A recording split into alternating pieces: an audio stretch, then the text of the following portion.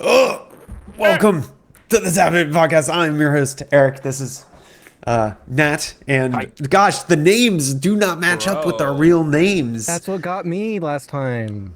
That's terrible. Oh Yeah, my you gosh, had to it does read work. And you're like, it Yeah, breaks I your was, brain, dude. Yeah, it does break your brain. I'm with you. I'm with it. So I'm your host, Astolfo, and with me are Naticus and Bordeman. There it is. And today, you know, they have been talking for at least 20 years now about the WoW killer. Yes. And we finally have one. Today we're going to talk about how every WoW player is moving over to Old School RuneScape and its craziness. And Yeah. I finally played Battlefield, so we finally get to actually have a full triopic Ridiculous. discussion on it. Disgusting. I can't. Oh, believe on it's so podcast. beautiful. So beautiful. Cannot believe. So beautiful. Why am I on the podcast? No, I'm going to tell you. I'm going to tell you Matt, because no, catch this though. It's 2 button clicks every 10 minutes. Oh my god. it's beautiful. It's an beautiful. AFK grind. You're just second It's an screening AFK so grind. hard. It's Yeah, so beautiful. It's the best. It makes me feel It's so good. good on in the inside. Let's I'm get into going to it. start off with a quote that I think will set this discussion up beautifully. And that is, when I was scrolling through and doing all my research, which I have a ton of notes for, Jesus. because we knew the topic early, so I was able to prep. I was able to prep. Came ready for you out today. So, and while I was researching, I found one of the best sum up quotes of what people want. oh, And in Old School RuneScape, when you're training agility, agility. each agility.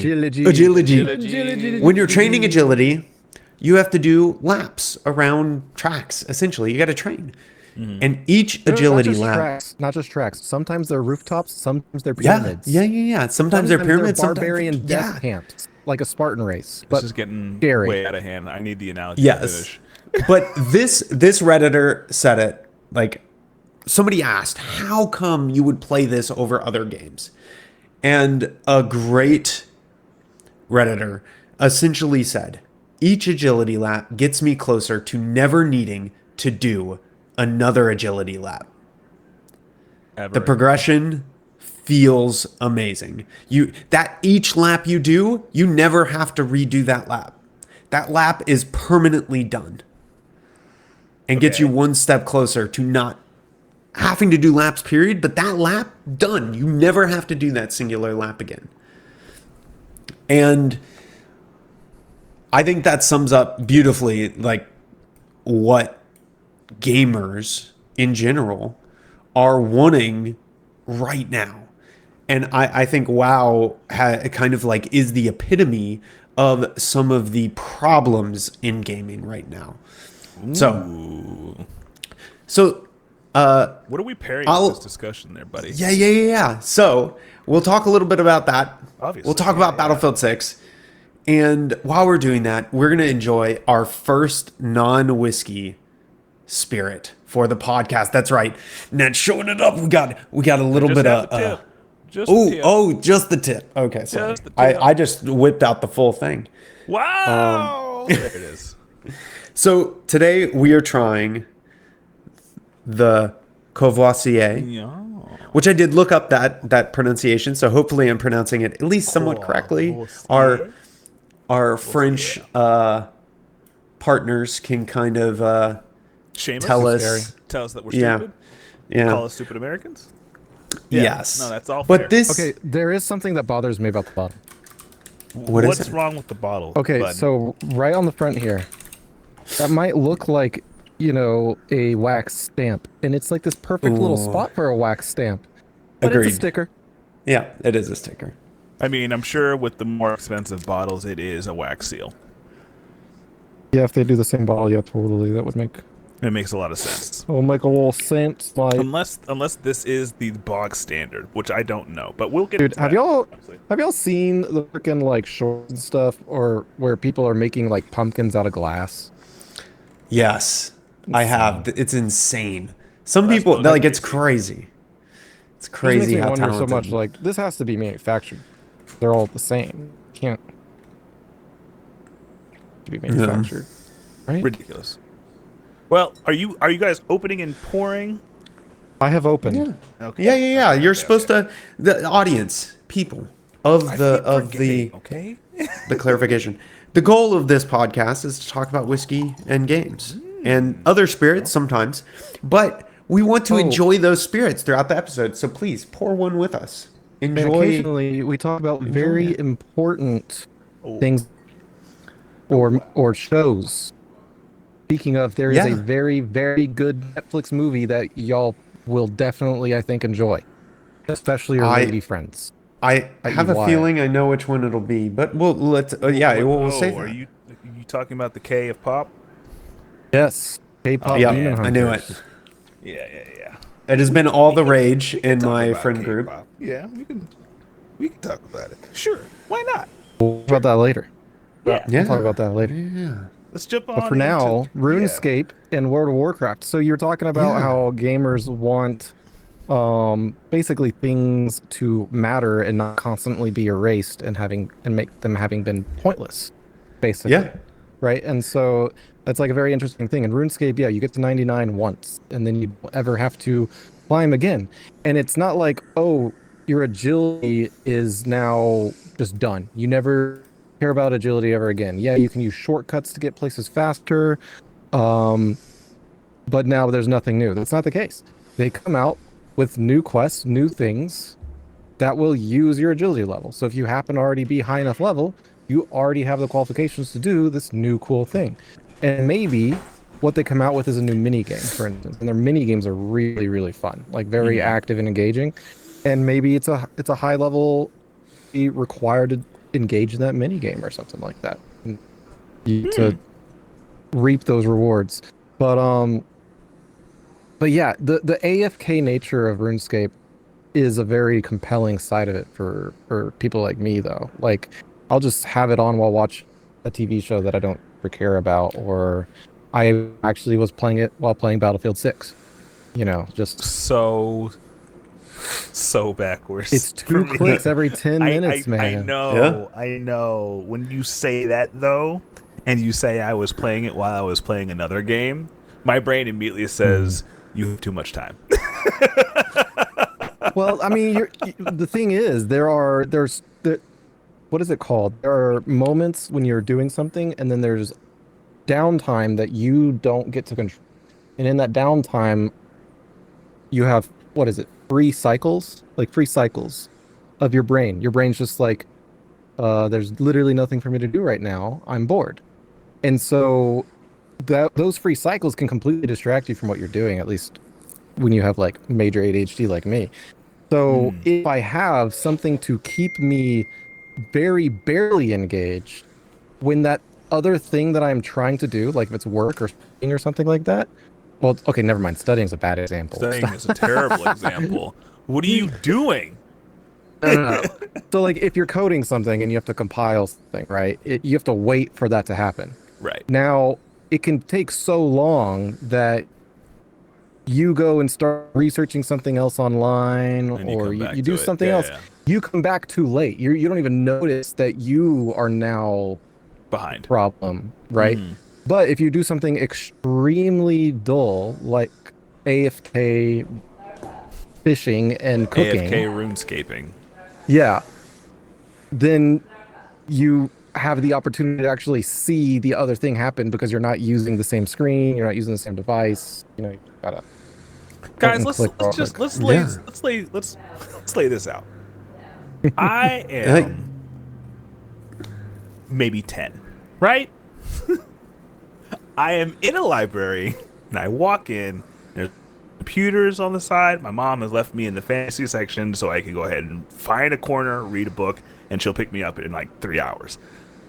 But I walk by the row of computers, and there's this kid who's playing a game, and he's in a green robe, and he's running through the forest. And I was like, what is this? And like I asked, and he was like, this is RuneScape. And so, me being a shy kid, I didn't ask him anything else. I just like backed up and watched him. But there is There was a certain mysticism to this game when I first saw it. However, the more that you guys have talked to it, I now know the game that I saw is in no way the game that you guys are talking about now. So for the people in the audience who are Still the like same me, game. Yeah. I understand that. For the people in the audience who are like me and have not interacted with the game since middle, maybe high school, what is RuneScape now that is in some way different than what it originally started out as? Is it Let different me- in any way? It's not. Let me Old School paint- RuneScape. Well, actually, there's more stuff to do, but yeah. Yeah. I was. So Paint let the me picture. let me paint the entire picture, because I think there's a lot of things Why is to go that bottle through upside down, Anthony? because Why? he's finishing it, because he's having the rest of it. Okay. Oh, he's pouring it filling into up another my bottle. birthday bottle. I'm filling up my birthday bottle. Oh my fucking god. So I never want to get rid of it. It's okay, birthday bottle. sorry, he distracted me. Paint the picture, Eric. So let me talk about a little bit about what's going on in WoW first. I want to preface with that, because Okay. I think getting that situation under wraps will give us a lot of context to talk about what RuneScape is, while also saying why RuneScape is the choice people are making, and why it's the quote unquote solution to what, in my opinion piece TED Talk here is that RuneScape solves a lot of things that gamers want right now that they do not know that they want, that I think will be integral to gaming moving forward. Okay. And I think this is a shift in the market to those things. So let's go back and kind of talk about hardcore WoW. Hardcore WoW really reshaped World of Warcraft. It got it popular again. It got this feeling. And a lot of new people came and started enjoying the game, whether all different versions. For oh Get my 'em. gosh, Kiko. Get him, Kiko. Get him. Sorry, thunder But- came through and just. No, cracked the you're sky. good. Yeah, I heard. So it came through, and streamers got behind it. And this was really important because people started joining the game en masse. WoW had one of the biggest resurgences it had had in a while. People started playing classic more. People started playing retail more. People started playing hardcore. I jumped And- back on the bandwagon because of it. Yeah. In the reason that this was is it gave you a sense of meaningfulness to your character. Hardcore really created a system where your character mattered and you had some investment that was external, right? Hardcore WoW. Hardcore WoW, right? And I'm not saying that everybody wanted that. Definitely people started playing classic and retail and didn't want that. But it created the sense of it because people were engaging with that content, even if they weren't playing hardcore directly. Almost every streamer and everybody you watched in the WoW community now did hardcore, and it created characters. It created meaning. It created stories. And so the guild that defined this genre, OnlyFans, Only things. Yeah. got created. Soda poppin', huge in the industry, been playing WoW for a long time, created OnlyFans as a way to do hardcore WoW with content creators, and he created a bunch of content creators out of that. I can't remember if OnlyFans existed beforehand, but before Hardcore WoW was real, I used to watch Strippin do Hardcore WoW, but it wasn't official. It was they, official. Yes. He did it. They were like- calling it, what were they calling it? The The Iron Man. my God, Iron Man. no, it wasn't Right? Iron Man. It was the Amish challenge. the- They Oh, could yeah, only yeah. work amongst each other. Like they could only Yeah. trade amongst each other, so they would So all have stupid. different permissions. Yeah. And they only had one life, so it was hardcore. It was basically what we'll probably get to, which is group Iron Man and RuneScape. Group Gotcha. hardcore Yeah. Iron Man. So, essentially, this started and it created stories. This backing was huge. Yeah. And it lasted for a long time. A bunch of new people came into the game. Now, older players like us and other players and people who have been around for a long time have seen the shift of WoW into seasonal content. And so this leads me to what was essentially the downfall of WoW. And I've had a lot of time to think about this and a lot of time to kind of narrate my thoughts in my head. And I think there are 4 different pieces that have kind of made WoW a shadow of what it was and turned it into a different game. And I wouldn't say that you can't dislike what it has become, but it is inherently different now because of these 4 things. WoW has become a seasonal game. Every season is a different game with the same systems. And those systems have been narrowed into a very tightly conformed idea with very, very minimal overhead. Overhead meaning what? Overhead as in like spells have been condensed down to one idea. Like less granular, more generic. Yes, they're focusing on class identity. They are focusing on the feeling and the spirit of the class and narrowing that to a pinprick. It is a needle trying to give you that feeling. Yeah. In a season that has some problems, this seasonal content essentially reduces the size of the world every time there's a new expansion. And the reason it does that is because as the expansion goes on, it's essentially starting a new area, a new landscape, building it up over 3 seasons, and then getting rid of it. So every new expansion is actually smaller than the previous one when you start it, and then it builds back up to the same size. Mm-hmm. What this creates is this sense of starting over, but not actually starting over, which has some disconnection. Sounds like Destiny. Now, that essentially cannibalizes a lot of this old content. You get new gear, you get new abilities, you get new things, you get entirely new crafting levels, right? Everything that you did in that previous expansion is wiped to a clean slate to enjoy this new set of essentially dungeons, which I think is where World of Warcraft really shines. Is it has this theme park, and every single time you get to go to a new theme park and start fresh in that theme park. You have to pay all the entry fees by grinding stuff out. You have to get your tickets. You have to get your fast pass. You have to do all these things. You're saying dungeons or you're saying raids? It's a new park. Everything. Okay. I think dungeons in general are how WoW functions right now. Yeah. Even the outdoor content, if you really narrow it down to singular activities, are a dungeon when you go into it. You have to remember, when you're flying through the air and you go to a hotspot at a location, a world quest or something like that, you get instanced into a place that is doing that content on its own little shard. And so it is in essence really a dungeon that encapsulates that area for that thing, whether that be a quest, a world quest, whatever it is. So it truly is a theme park of different little dungeons, different little rides that all have varying level of interactions. Now, this, in part, that's point 1. We have this seasonal based thing, and it has pros and cons in some ways. But we've been going on this seasonal thing for a long time, and a lot of us are starting to see. What was that?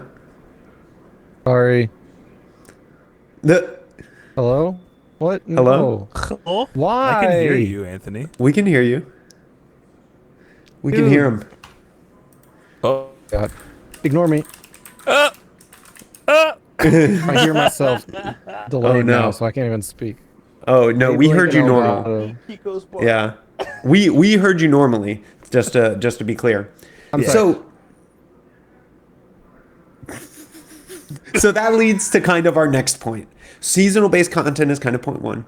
Point 2 is the emergent gameplay. By emergent gameplay, I mean when you have a bunch of systems, you get to have emergent gameplay when people take those systems and interact with them in interesting ways to solve problems in the game. World of Warcraft naturally, over the course of how long that it has been out, has fixed bugs and interactions and nailed down exactly how they think the interaction should be, leading to no emergent gameplay. There is nothing that a player can do to interact with different abilities in a way that is new and unique. Fair. They define that, and they're very good at it now. They've defined the systems. And the problem is that when you initially had WoW, and this is a thing that has happened even in Classic, and you got to remember, right now we are moving on to Classic Mists of Pandaria.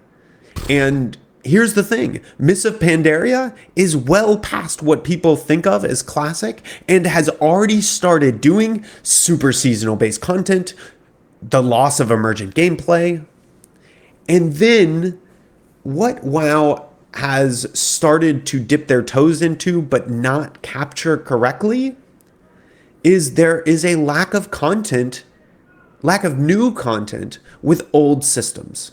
People really like the old systems of Classic. They really like the emergent gameplay and the interactions that exist there.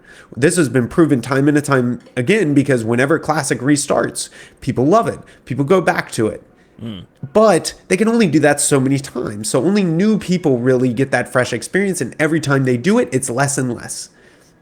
You can only ride the same number, like a certain number of times before it's just not the same. And what people really want is new content with those same emergent gameplay things. Now, they tried things like Seasons of Discovery, but the problem that they ran into is that they used their new ideology of seasonal based things to nail that into those old systems, which means it didn't feel the same.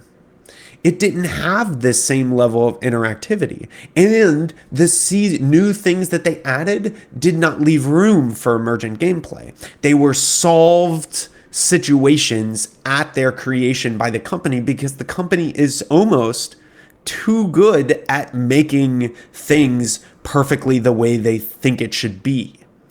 So these new systems had no interesting side effects. Now, then you get to the last point. Progress does not last. Whether this be gear, look, feel, like what you did, old quests, old raids, whatever it may be, it is all fleeting. Those four pieces together create a situation where, in truth, what you're looking for in WoW as a person who enjoyed the originals is to somewhat nostalgia. That doesn't mean that the new mechanics aren't good. It doesn't mean that the new game isn't something that people can enjoy, but it is inherently different. Now, that leads us to the story behind it all, which I think kind of goes back to Soda Pop and OnlyFans, because a lot of them were new. A lot of them got to enjoy Classic and got to enjoy hardcore and enjoy all these things. And now they have played so much of it over the past 2.5 years. They have expedited their experience to where a lot of longtime players are. Because they're playing it full time as a job. They're doing also the hardcore model. Yeah. And so now they have gotten to a point where they're like, wait a second, you can only do this so much. It's a great game. It's great for what it is, but like they're not doing anything new with the systems that are actually good. So unless you are raiding and enjoying only doing dungeons and new theme parks, WoW isn't for you anymore. And that's fine. But what that means is that as a online multiplayer experience, it doesn't have a lot of longevity for people who want meaningful experiences, which is where MMOs shine. And that's what people want to play MMOs for. So that leads us to old school RuneScape, and why I think it was the perfect proxy for the next step. And I think this for about, I listed about 9 reasons here, but Dear Lord, it's gonna be real quick. I'm not gonna go crazy over all of them. Hit me with the cliff notes there, Erik. So One, every single piece of progress you do has meaning and lasts forever. Every piece of content that you do. And a great example of that is in the highest level area and in the lowest level area, you are equally likely to see a bunch of people doing stuff with high-end gear. Why? Because even with high-end gear, there are things you need to go back and do in Lumbridge on certain bases.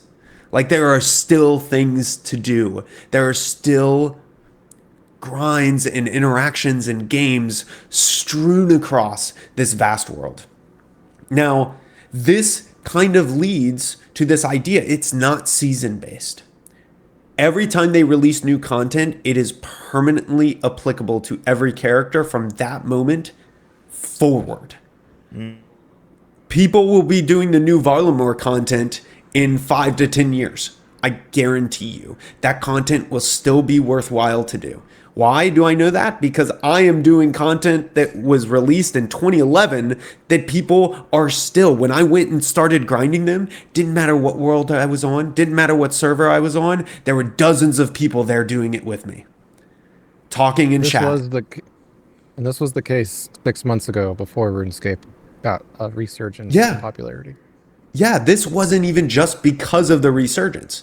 This is how RuneScape exists. It's how it was designed. Now, the thing is, the old school RuneScape team doesn't have the same outlook as the WoW team. They aren't trying to make season-based content. And they want to keep adding new systems to the game.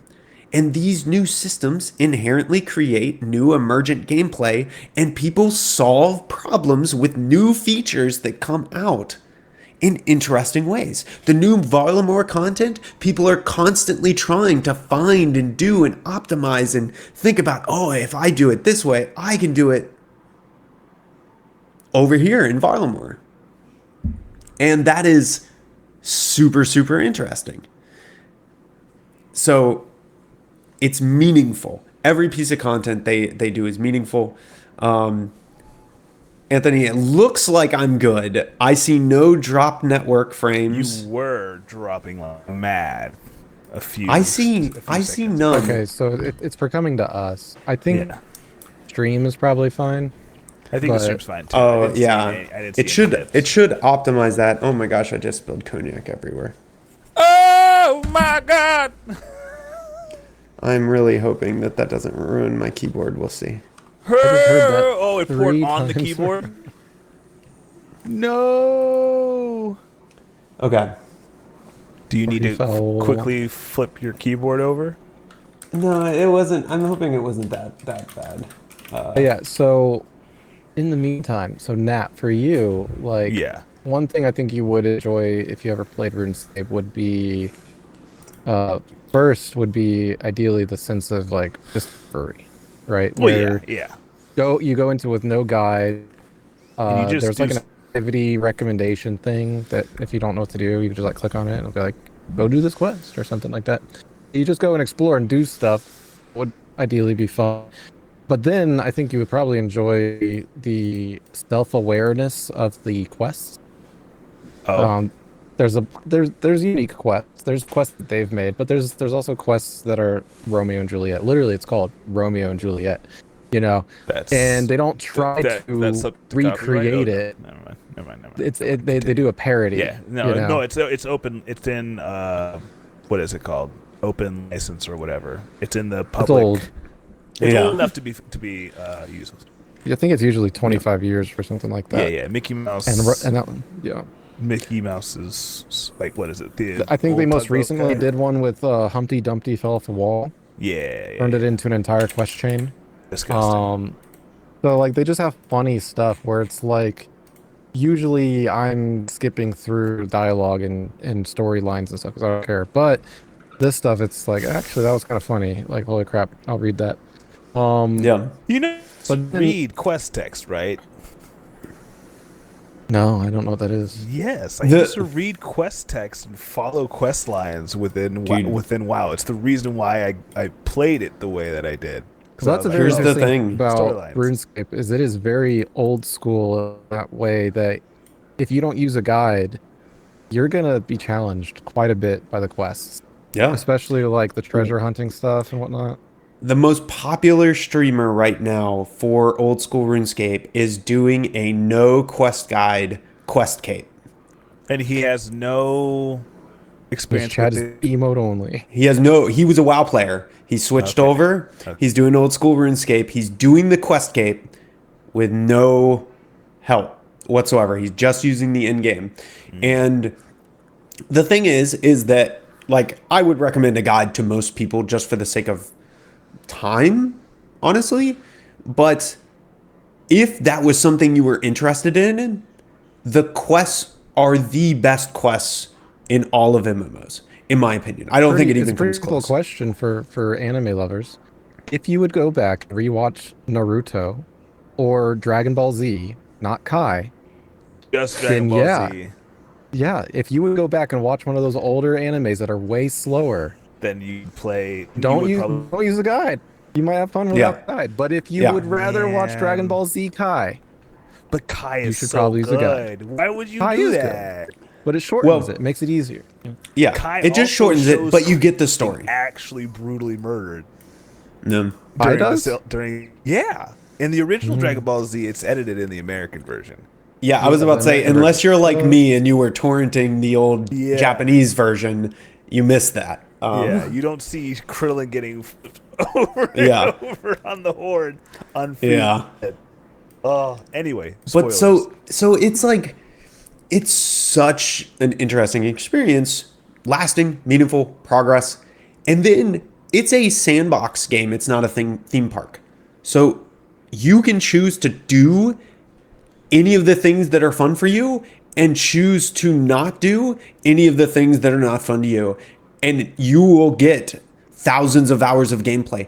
There's things that are limited by some skills, but it's so far into the game that you just don't, you could get thousands of hours of gameplay and never touch a skill that you don't want to do.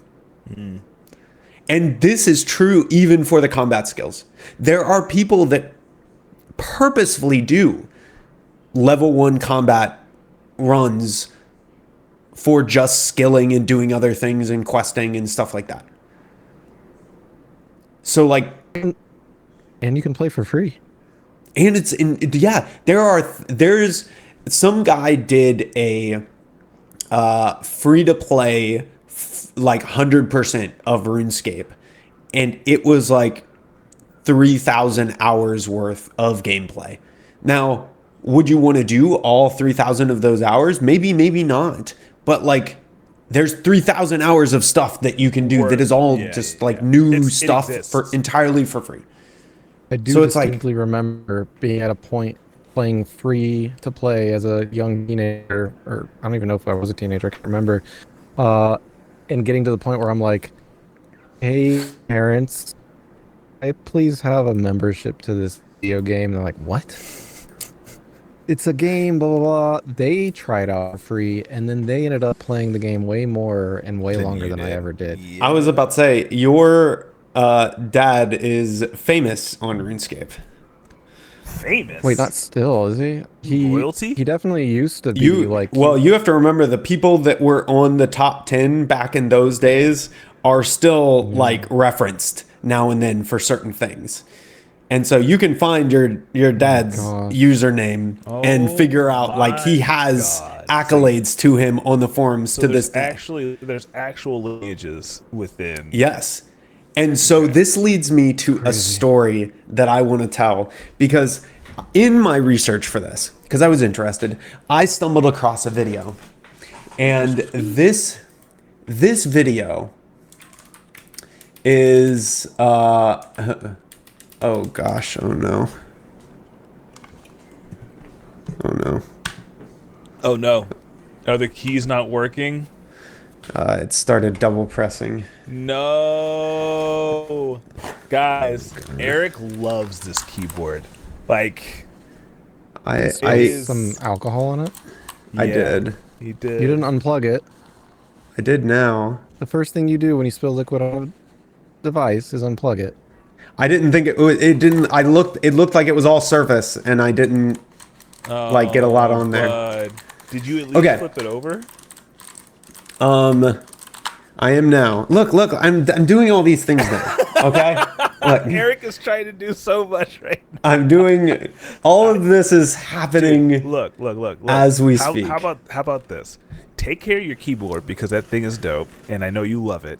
Well, no. got It's good. It's good. Yeah, we it's can good. talk about stuff. Okay. Yeah. Well- We got you.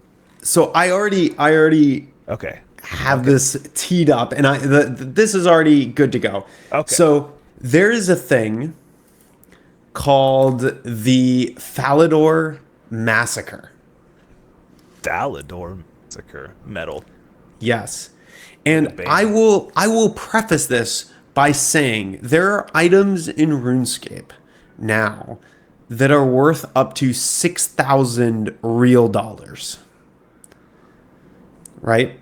They're called Like the party if you I forgot hats. about that stuff. Like in your forgot account, about that when you stuff. sell it, it's worth Yeah. thousands of dollars. Got it. Yeah.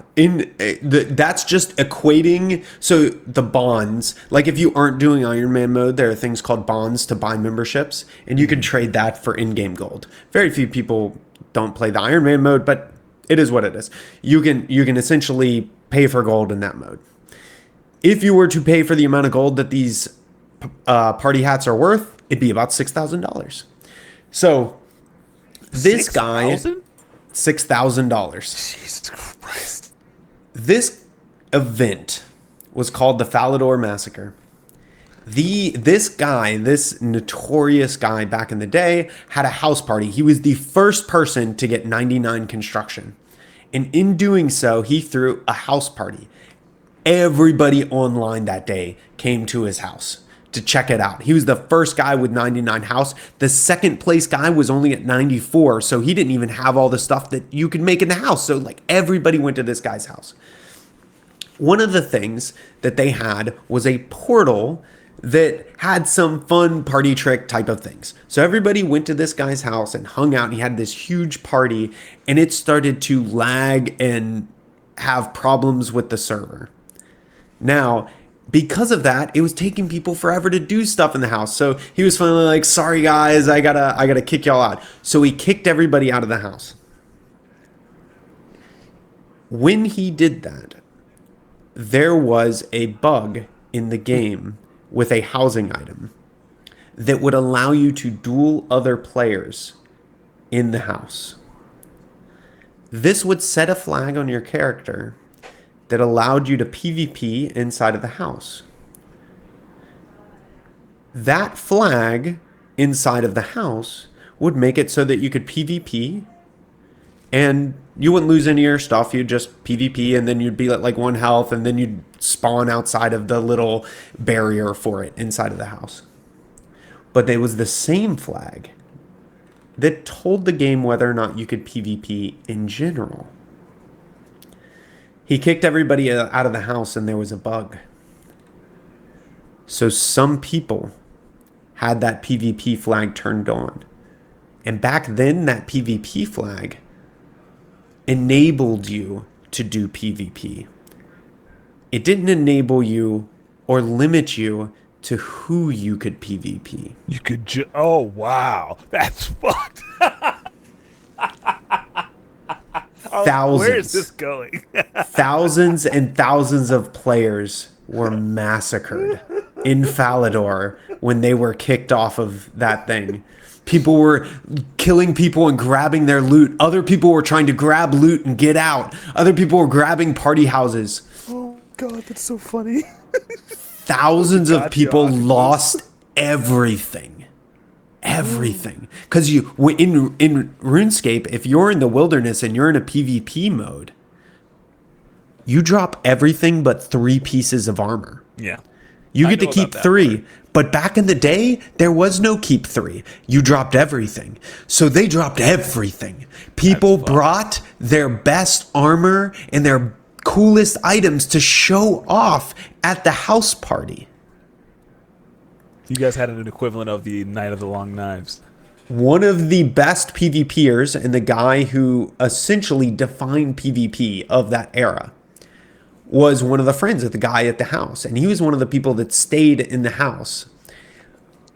The guy that owned the house, Jagex thought he was breaking rules and stuff like that, so they banned him as quickly as they could. When they banned him, they told him why really quickly in an email, because they were like, look, shit's going down. He told his friend, who was the notorious PKer, who got kicked out of the house with the PvP flag enabled. Slaughtered hundreds by himself. He was in a position to one-shot most people at the house. He got like 40 party hats by the end, and he was giving them to different people that he tried to trust to offload them because he knew he was going to get banned. He knew it.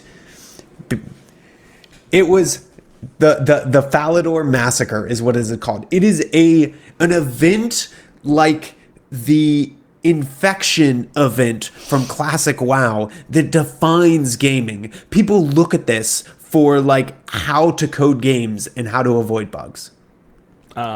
See, I was like, how to do it or how not to do it. But this type of thing, these types of things are just amazing in RuneScape. And all of the stuff that they engaged with back then, all of these interesting mechanics have only gotten better. So, yeah, the Falador Massacre was an interesting side tangent that I stumbled upon in my research. But yes, So, I have a question. Yeah. And you can both answer this, or you could be just one of you. It doesn't matter. What is it? The game itself sounds like it has a ton of content, which is cool. However, anytime that I've encountered a game that says, oh man, we've got so much content, there's usually some way that that all of the content is not presented in front of a new user to load them, which I understand. I get that. However, I feel like it kind of, there's like a bottleneck that exists for generally any content just under the sun when it comes to like game, mid-game, or whatever. Those terms, mid-game, late-game, usually mean that you have a certain amount of things to get where you're wanting to go, whatever. My question is, how does RuneScape skirt around the general bottlenecks that keep people away from accessing these thousands of hours of content? Like, for me, when I hear that a game has 6,000 hours of content or something like that, I'm like, yeah, but like, at what point? Like, Well, WoW has set me up when I'm like, I have to go through something to go ahead and get to somewhere. It just simply takes like 3,000 hours to max out the free-to-play stats. So I can't remember what the max level requirement is, what the max level requirement is for something. But if people go to like 99 in order to get, I think there's like some special capes and stuff. Yeah, skill like capes. Flex. You don't have to get max level. That's more of a, oh, I want to, and I want to be able to brag about it type of thing. There are some things that help to have at max level a good bit, but it depends on what you want. It depends on what you want. To see all of the content in the game, to do everything once, you would not need to max anything. Now, somehow, I don't know how, this game does that beautiful thing of there is no late game, there is no mid game, there's no early game. Technically, you could classify like, oh, well, you're this level, so you're in the early game stages, you can't access this. Usually in the middle game and the late game, that's what it is. But there is no like, oh my god, I have to get through all this boring crap so I can get to the end game. It's just, you just have different stuff to do. Now, I will say that back when I was a teenager, I eventually quit playing RuneScape because at the time, it was very early on in RuneScape. There wasn't enough interesting things to do to level up certain stuff. And so, for reference, when we played as a young kid, this was 2003 to 2005. Yeah. And so I'm sitting been 20 down years. and in math, I remember the input output thing. You know, someone draws a box. You got two inputs, you got an output. Yeah. What happens on the inside to make this output from those two inputs? And I was like, that's this game. I literally click on the thing, wait, click on the thing to cook, wait, do it again. This is boring. I was so bored out of my mind because yeah, that is very boring. It is very much. But guess who it's not boring for? It's not boring for my dad who's actively working, getting stuff done, and on his second monitor back in 2004, he clicks button every 10 minutes. You know? Second monitor in 2000. The other thing that I think about, and this might be the thing, so now, we keep harping about like there's these AFK activities, and it's like, man, that's crazy. I don't know if I want AFK activities. Second there are game sounds some crazy. AFK activities, but the reason that you want to sometimes do them is because they unlock said fun box, and the fun box looks really cool, and then you see what's inside the fun box and you're like, that looks really fun, and you're like, oh, but I need this. Let me figure out what way. And here's what's different between now and back then in 2003 to 2005. Back then, let's say, for example, I was like, oh, I want to level up. I want to go do this activity. And that activity requires me to have 50 fishing. And I'm like, I got to get 50 fishing.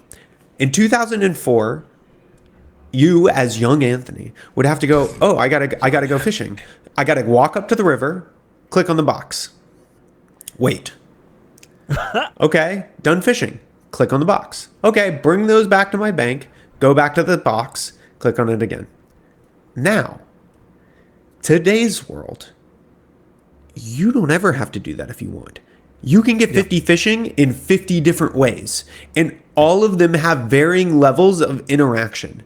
And RuneScape has this thing of the more interactive something it is the more experience it gives you. So if you don't want to side monitor some tasks, if you don't have time, then you can spend time in more interactive and fun engagements to then get more experience faster. It respects your time. So exactly. The amount of time that you spend engaging with the game directly corresponds to how much experience you will get back.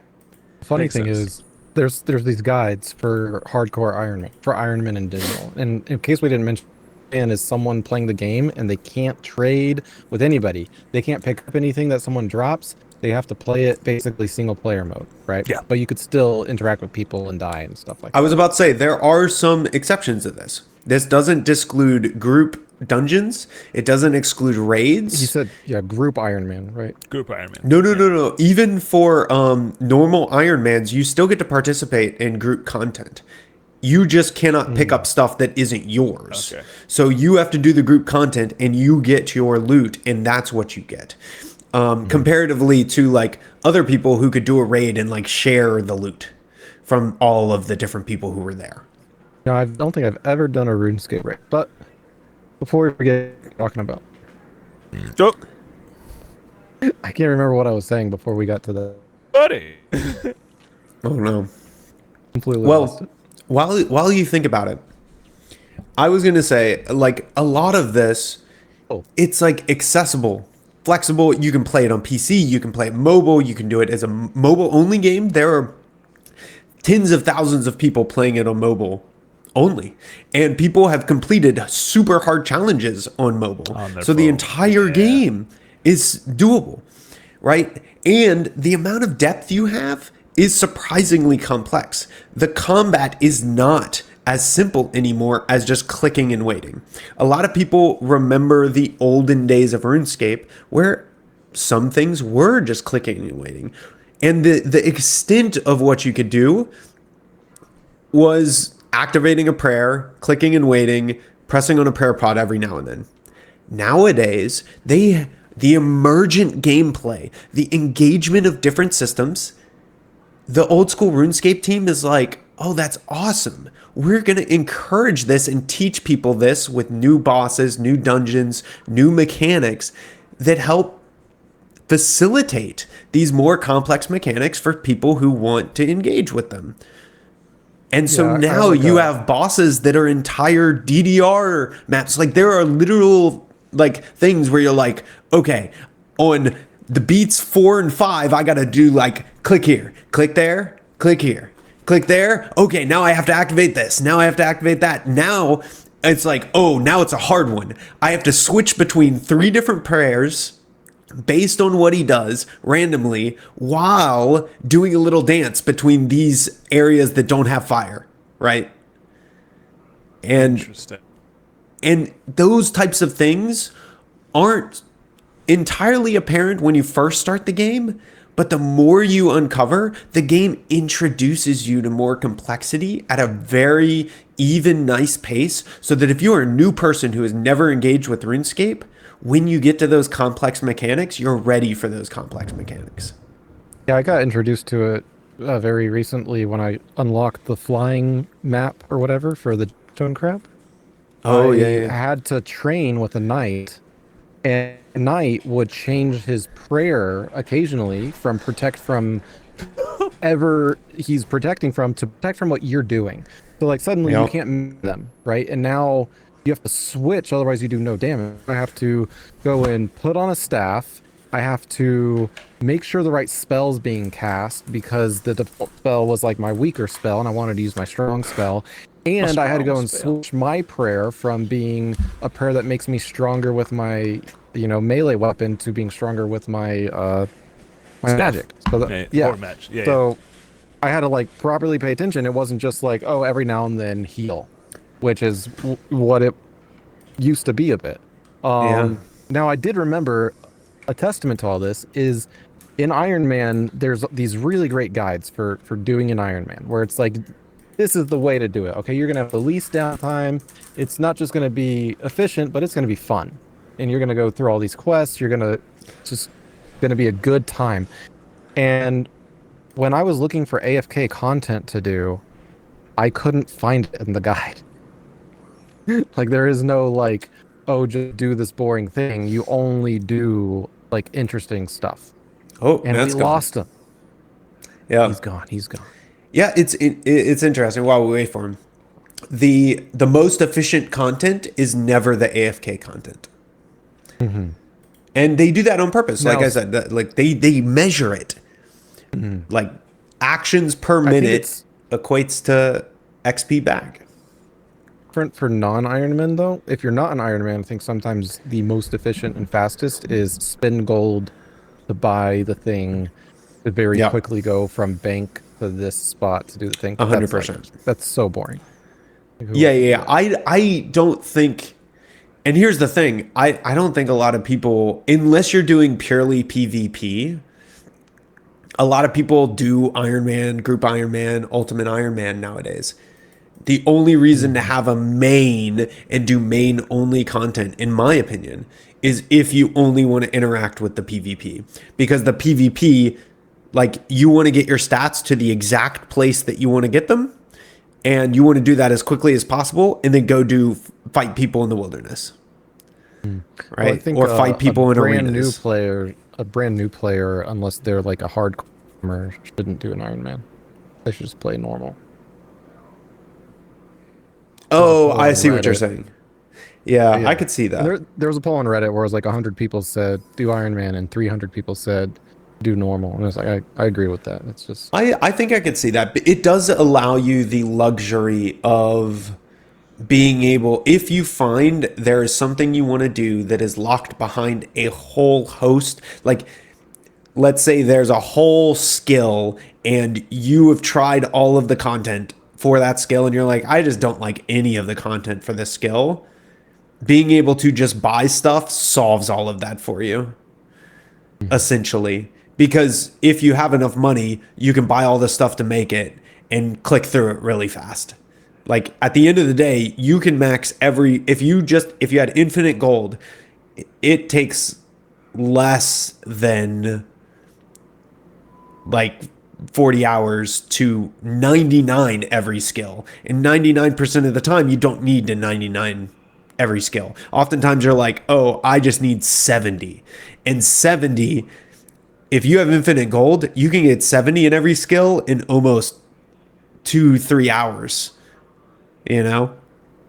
Like, it takes like 20 hours to get to 92, and then another 20 to go from 92 to 99 in most cases, you know? So it's like, While he's away, we could talk about specific things like in the chat. I just linked a neat little progression chart that I found. I don't know if you've seen it. oh, I have seen the interactive Iron Man progression chart. This is very optimized though. The only problem is this has a few grinds that are insanity super early. So I wouldn't recommend this interactive chart to people who are brand new at the game. I don't For think it's- example, I don't think it's like to do these first. I think it's just saying like these. Oh, no, are there's usually a the first guide. three things you would get, right? No. There's a guide for this. So a guy, Really? yeah, there's a text guide that tells you exactly how to do this. There are pieces of this guide up front that take hundreds of hours before you even like move to the like third row type of deal. So like this 98 agility grind, that's like one of the first things you do is insanity. You would essentially start the game, play the game for like 300 hours for those first 5 boxes, and then your 98 agility grind would be like 80 to 120 hours on its own. Trying to find his like actual guide because all I see is the chart. Let me see if I can find it. If you, Ladlor, oh what the crap, fuck his name is. I can't type on half my keyboard. It's the Bruh Sailor. So Bruh, if you look up like Bruh Sailor guide, Oh, I probably have that one open. yeah, there's a doc on it. If you look up Bruh Sailor Iron Man guide, if you follow this Okay. guide to the T, you match up with this chart, essentially. Oh, so the guy made the chart to go along with someone else's guide that was here. Yes. Now, I will say, if you are trying to min-max your time, absolutely, and you are like, I want to get all of this, I want to get this last box, essentially, this is the quickest way to getting that last box of stuff, is doing exactly this, right? That's how it is. But there are some insane things that this tells you to do that are very counter the funnest way to do those things. There's a lot of like really lengthy grinds that it puts before doing stuff for only to make it efficient to get this last box, essentially. Hilarious. They have time estimates. And I just saw one step being 5 days. Yeah. Yeah, these are a bunch of very long grinds because it's just like they're getting longer. Unless saying like this is the total time. No. It is not the total time. It has to be the total time. They're going up by like an hour or 2 or 3. That Where are you seeing that? I'm in. Oh, Link the it in the chapters. You have chat. to go into the chapters. You go into the chapters and the hours just keep on getting bigger. Oh, he's back. I am back. He is. I have Oh, yeah, that is the total time that they're doing. But yeah, if you go to like on page 1, I can't remember if it's page 1 or page 2, chapter 2. Where is it? What are you trying to tell him? You're So just talking about more specific, like something found was things? this. yeah, Yeah, like there's, there. like, For example, where it tells you to do like a good example. Where's the Bofa? there's The very different Bofa is styles such a of weird guides. one. So we were about a guide earlier where it's just all interaction and all fun, right? Uh-huh. Some people call it like the right way to play Rune. Oh, right. On the opposite side of it, there's this bruh Stealer who made a guide, and it is just like grind, super efficient, super boring. For yeah, for example, this The math. if you look at the third box on the second row, this crystal armor with the bofa takes hundreds of hours, hundreds and hundreds of hours just for that one singular step to finish all the stuff and grind all the stuff that you need to do in the most efficient way. You're talking about 900 hours just for that. And there is stuff after that in the second and third row that I already have from doing fun stuff. Like, it's crazy to do that grind early in the game because of how difficult it is, how complicated the stuff is. Like, this guide is truly for somebody who's like, I want to start fresh. I have played a lot of old school RuneScape. I want to do X content that is on this last row in the most efficient way possible. Eric, Anthony, you better stop showing off them cakes. Hey, he's showing off that cake. All right. TikTok. There's a commotion going on behind me. Oh wow, for wow! Twitch. Look at that booty. Holy crap! Look The- at that fat I did dumpy. not realize. He Sorry, caked up. no, there's a commotion going on behind me, so I stood to look up, and my wife is trying to work out with one of those like ab roller things where you like roll Yeah, out you roll of the out. Yeah, wheel yeah. and you go back in. Well, our dog thinks that means playtime, so Oh he's yeah, 'cause like, you went to the place. you went to the That's play fine. stance, right? So he's see. like going nuts, and she's like, I'm trying to work out. Can't see So- the dogs away. I guess Take your with name, just Oh, the man. to top off the kind of old school RuneScape like ideology and why people are switching to it Okay. is that right now, even people who played old school RuneScape in the back in the day, going into it now leads to an experience of wonder and enlightenment and exploration that feels like a game of WoW Classic from wide back in world. the day. It's a wide It's a world, yeah, and it's new and it's fun and it's exciting and there's all these new things. And if you haven't played it before, but you like that style of game, there is no better time than today to try it out. We just had one of the biggest content drops in the past 5 to 10 years for old school RuneScape. And there's going to be whole new emergent gameplay. We're getting an entirely new skill soon. That's going to be a whole new Failing. 500 plus hour thing that people get to do that looks awesome. And just to kind of do it, in the Obsidian, I put this. There's a little chart. In the past 10 years, we have over doubled the active player count in old school RuneScape. And if you look at this chart, you can see when expansions and stuff come out and when big things happen. But this chart has only increased on average in the past 10 years. And so to like, The market is there. The interest is there. yes. To kind of like touch base at, I feel like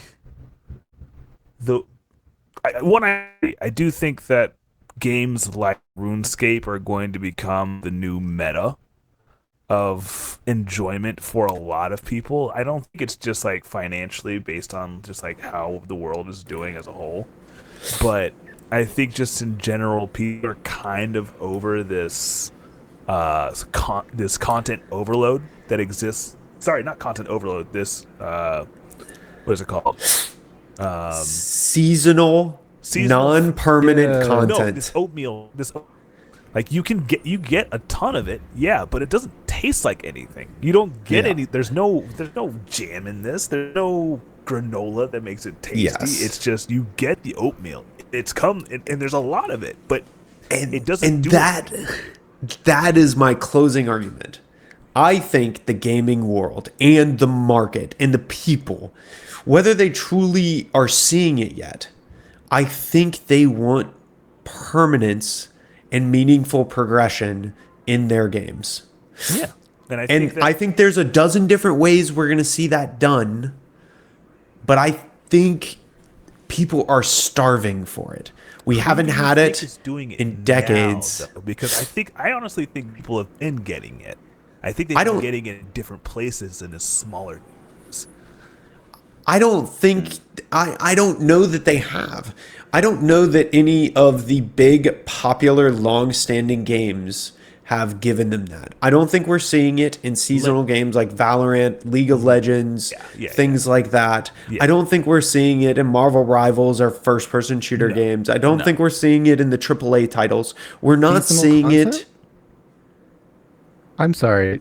They literally have seasons and battle passes. No. I'm saying we're not seeing what we're getting. We aren't getting the non-seasonal, more permanent, meaningful progression over time. Permanence forward content. Let's call it that. Yes. Yeah, permanence forward content is a great term for it. We're seeing seasonal piecemeal stuff.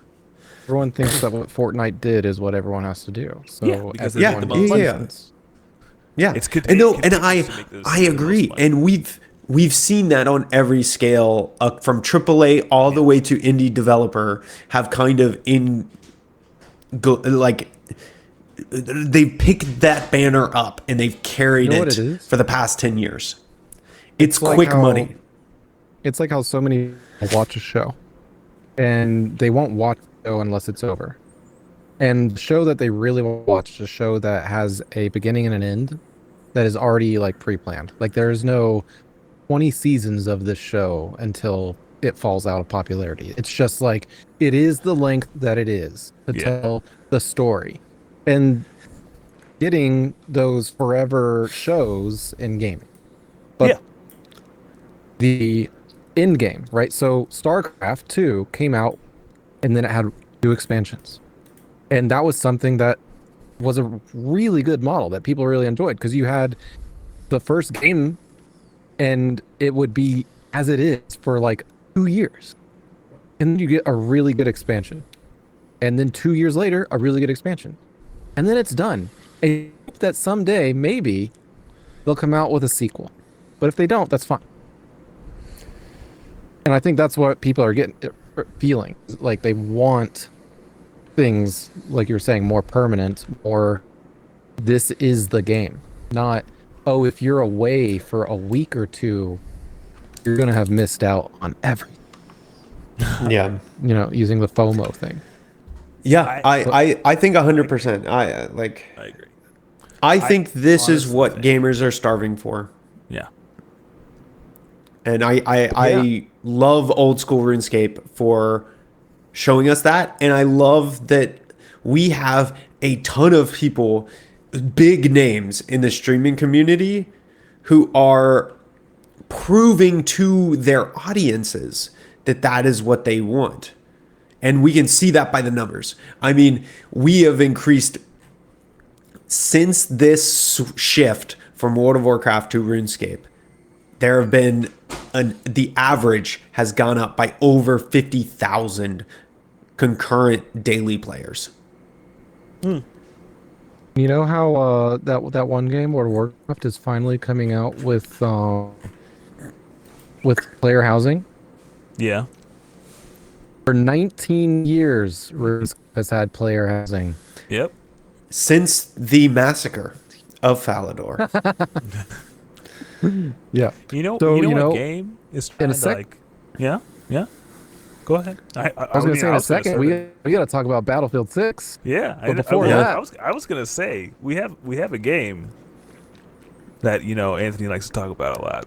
That I feel kind of that is trying to already kind of tackle this issue. It's like they've kind of known that this need is going to be coming up in our society. Yeah.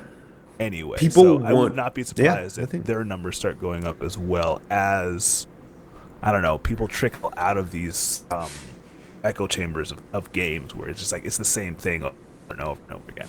Anyway, guys, what are we drinking there, gentlemen? How are we feeling about it? Yeah, so this has been the Courvoisier.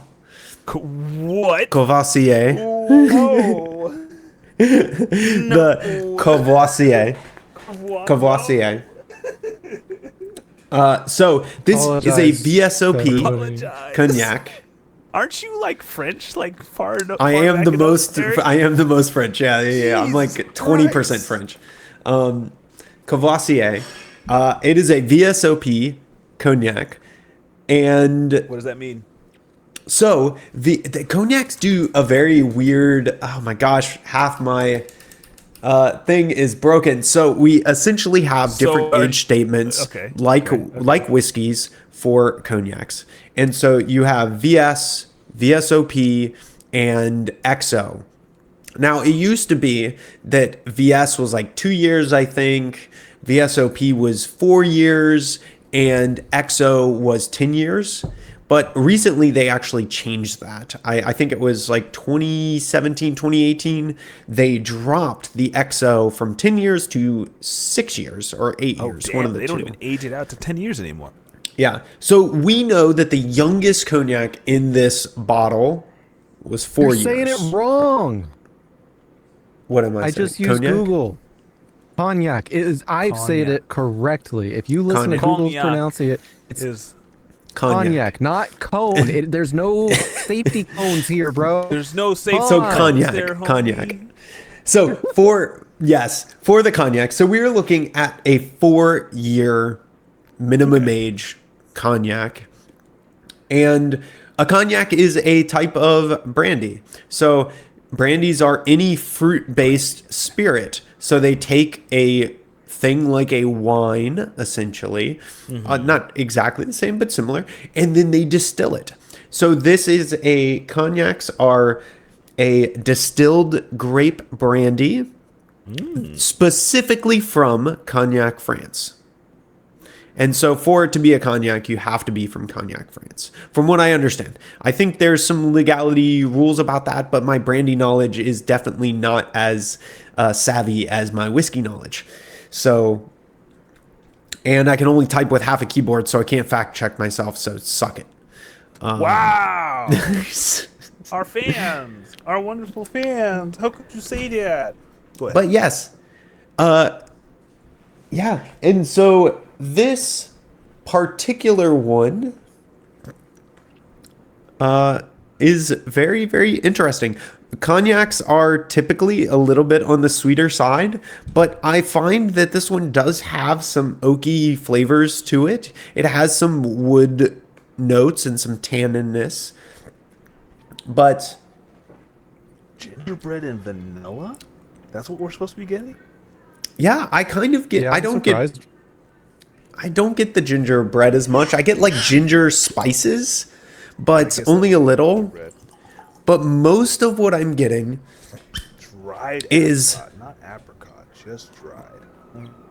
Go ahead, sorry.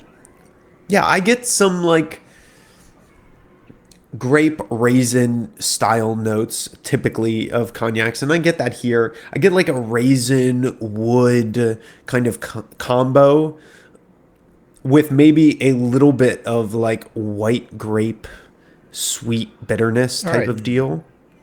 Taphaven pro tip: this is why you drink with friends, because I now smell the raisins. I did not smell raisins before Erik said raisins. I didn't smell the raisins until I drank. And now I smell raisins. Well, I smell grapes, which, you know, just in case people don't know, are just dry. Yes. What? They're undried raisins. Yeah, like, I can definitely now out of the bottle. Like, it's crazy strong. Like the grape. Yeah, we're looking at a. By the way, this is a 80 proof, so we're looking at 40% alcohol. Y'all, this thing burns. It does have a little bit of a burn Feels- to it. It punches above its weight. It definitely Yes. punches above its weight. It is. Yep. I took the first mouthful. I was like, oh, this is gonna be like a nice little thing. And I swallowed. I was like, okay, let me go ahead and process the flavor. And my body was like, no, we gotta. No, gotta it's talk. got We like this cinnamon hot ginger water spice down to here. it for sure. rehydrated raisins. Like if you were to take raw ginger and grapes, you would get some of this for sure. So Ash, if you're still listening, you might be a little jealous that you didn't take a blast of this because it says that it has jasmine and blossoming rose. A long summer's day of jasmine and blossoming roses. I can get the floral notes at the end. Yeah, for it has sure. some floralness to it. It's light. It's refreshing. Yeah. It's got that interesting note to it for sure. Yeah. I honestly find that I'm so. I guess I'm just uncultured swine. Maybe that's it. But every time I try to sip something without knowing what the tasting notes are, I'm always like, it's like Dookie. Oh wait, I wrote down all of my smelling and tasting notes before we started talking about it. So Yeah. words. Words. I have words. None of them were on the back of that bottle. in Yeah, that no. label. Yeah, no. I didn't. Well, the thing is, it's also to the point where I don't have a flavor for the flavors. I don't think. Like when you said grapes, I was like, oh, so that's what that is, and then I immediately caught it on everything. But like, if it hadn't been for this conversation and then also reading the back of the bottle, pro tip to everybody listening: read the back of the bottle. The context is just. Maybe you should order one of these. I really might have to. Oh my god, I got it to not do the thing. But yeah, the braising kit. There's bigger ones than this. So does this one have a raise? I don't know if bourbon would be like the play though. I think I would have to grab something else. That's It's just like, I mean, this one says bourbon just because they're picking things that are common in bourbons. But really, what it is like a Just sommelier Yeah. training kit. yeah, is makes what sense. you're kind of looking for. So long story short, And I'm these- just a cultured swine. Well, and these are very different flavors from what we're accustomed to with our normal drinking as well. Like, very much so. I believe it. How are Like, we feeling about this one? Who wants to go first? Well, So I wrote down my notes, so you can't influence me. Yeah, go. Okay. Okay. Eric, do you Well, want to go first? Yeah, I can go first. So I am actually a kind of fan of cognacs, but Kind of fan. I'm very specific about my cognacs, and unfortunately, they're very hit or miss. I think oftentimes they tend to be a little bit too much on the sweet side for me. And so I love cognacs that end up being aged a little bit more than this one in particular. I have liked some of the 10 plus year cognacs that I've had tend to absorb more of the wood, vanilla, caramel notes, and they even out on the sweetness. A lot of those sugars just get taken out a bit. And so it leads to a less sweetened experience. Whereas younger brandies in general tend to just have a sweeter note. It has more of that grape raisin flavor. Whereas I much prefer something like the Bardstown Ferrand, which is the inverse, where it has a touch of this flavor over top of the bourbon base for me. So for me, this kind of falls into like a 2.5 range, honestly. Wow. I can't Almost write down undrinkable. any of my notes. No, not quite undrinkable. Like I will definitely drink it, but it's not undrinkable. But I would probably never order this particular cognac again. There are cognacs that I know I like better, and I wouldn't take this over any bourbon or whiskey that I like, for example. But that doesn't mean that any of those are wrong. Can one of you all, by the way, type into the Obsidian our ratings and all the things by any chance? Because I Anthony, can't. You got that, bud? I gotta open it. Because I can't Open type up, into 'cause it right now. My all my computers turned off, and I had it on a remote connection. Hold on. Hold the phone. I gotta switch hold on. vaults. I gotta find a place to put this. guys. Hold on. My bad. I'm no, sorry no, I we- spilled cognac on my Dude, keyboard. I fucking knew as soon as you were like, "Oh no, I handled it." I was like, "No, you didn't. No, you didn't. No, you didn't. You just don't want to stop because you're in a flow, and I understand. But also, we gotta protect the product. We I gotta saw trying. Eric's like 9 points and references. He's writing a research paper Dude, he was going. about he was, Old School he was going RuneScape. pretty ham. He was Okay, all what am about it. I to do here? So Eric put Eric put a oh god 2.5. I had to enter it's in Vim mode. Yes, it 2.5. is. It should be in Vim mode. Yes. Daily Okay. drinker. 2.5. It is I would not not a daily drinker. I would not daily drink it. And Right. honestly, I'd like to see it at like, I don't know. There are some pretty cheap cognacs that are pretty good. I would like to see this around 25, 30. I would not be surprised if you caught it at around that point. Anthony, do you want to go first? Do you want to go second or last? I'll go last. I got my notes. They're ready. Sick. They're Okay. not changing. I will hit it then. So Did it hard. much like what I said before, how I was gonna review this. I first drank this. And I was like, "Ow, grass." But it took me reading the back of the bottle and then hearing Erik actually talk about what the notes were for me to actually place where the flavors were and then trace them back to what their origin is. And I think this is like what's happening with most bourbon for me. If I know what the tasting notes are, I can take the taste and route it back to what it's supposed to be at its fullest, and that in some way shapes my interpretation of the spirit.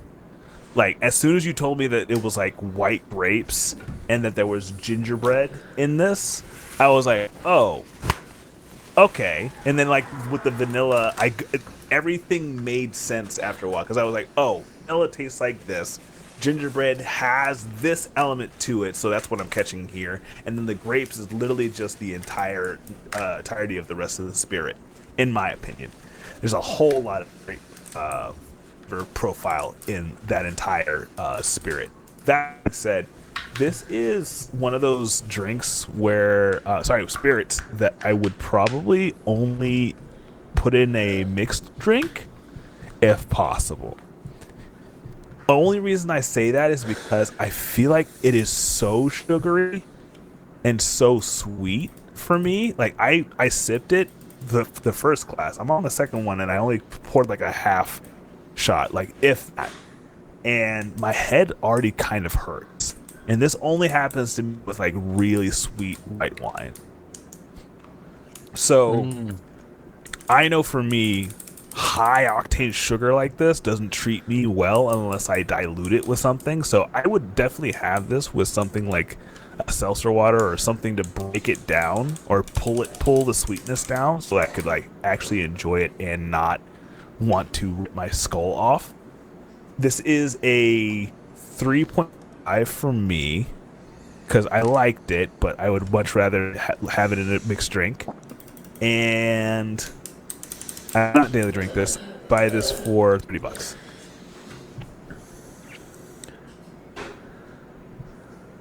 Dang it, all my stuff went away. Oh, I'm trying to type that in. Come on, man.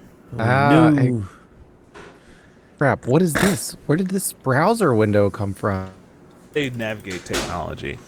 I $30 do also want to say, I really feel as if the whole element of permanence forward content has kind of started with the idea of roguelites and From Software games, with the amount of skill that has to come from each From Software game to be utilized within the next coming game. And also with roguelites, every single time you play, yes, you're getting a new experience, but your experiences irrevocably change, not just from your experience through the first run, but also what you've gained from that run coming cumulatively into the next run. Just some notes. They make Hades? Yes, they make exactly Elden like Ring. Hades. Exactly like Hades. Now, it's also very short form. It's not as wide as what a game like RuneScape would be, or a game like Demon Souls or any of the From Software games, and how that skill kind of compartmentalizes into each game. But yeah, I think that this wave of permanence forward gaming has been coming for a very long I feel like everybody has had that fantasy of going into a world and being able to do anything and starting on one thing, just fucking themselves. Yeah, you just made me think something incredible about RuneScape. Yeah. I will forever go back and rewatch The Matrix because that movie, the first one, oh my god, it's so good. Love it. It's so good. Yeah. I think it's not okay. RuneScape is not on the same level as The Matrix. Okay. No. But how I can just go back and re-experience it, just like rereading a book, just like rewatching The Matrix, and that is insanely cool. And you can't really do that with most games. No, you would never. They don't preserve progression. They encourage it, but there's no nuance. There's no actual nuance to the new iteration. If you play a warrior the first time you go through WoW and you play a mage, you tackle the two ways that you interact with the game. You either do damage, or you are the one, or you're doing damage from afar. That's it. Like Healing, obviously, there's healing. systems. You got healing too. Huh? That's not a thing. Healers are just like it's actually the game. There's no such thing as a healer. There's no people doing it. That's a game mechanic that they lie to us. It's actually a bot. It's AI. There aren't healers. I don't exist. Erik goes and he's like, he pushes a button, he goes and plays RuneScape while the game he plays DD. Well, no, he plays a freaking rhythm game with his mouse and doesn't actually interact with us until we're like, hey, I'm dying. He's like, okay, I got you. And then like he'll go back to who's a healer though? Game. You know who's a real healer? Who's a real Matt healer? in Battlefield 6. Absolutely. You got more resurrections than I could when I was trying to only resurrect people. Oh my god, that's funny. To be fair, I've never been able to replicate that game. Like, I've never been able to just run around with paddles and just like pull people up. Speaking of Battlefield 6, just like constant, dude. All right, before we talk about Battlefield 6, though, so the funny thing is, I was looking at the back of the bottle again, and it's cognac. It's cognac. Bro, I will actually slap your jaw off. Or sorry, Jarniac. It's Jarn. It was made in Jarniac, France. So they're lying to us. I can't stand you. I did Google it. Apparently, it's in the Cognac region. All right. It's 6 miles east of Cognac. But I guess they're trying to say it's close enough. It's probably closer to Paris. Well, how did they ship it out? That's the question. Because France is not exactly... Well, is France landlocked? Or does it have a coast? I think it has a coast, right? Because it has a... They have the Thames. Yeah, France has a coast. No, Thames no, river. England is the River Thames. Never mind. Sorry. But France... Yeah, France has 2 coastlines. Yeah. They have coasts. Okay. I wonder if Jarniac, the coast. I would Maybe. or at least to an airfield or airplane. Location. Finish your review. Fuck. My review, pending, they are nowhere near the coast, bro. I just looked it up. Actually, Jarniac is farther from the coast than Cognac. They said no to the rivers. Bro, finish your review! All right, so I know Nat really wants to talk about Battlefield 6. Go ahead and talk about this.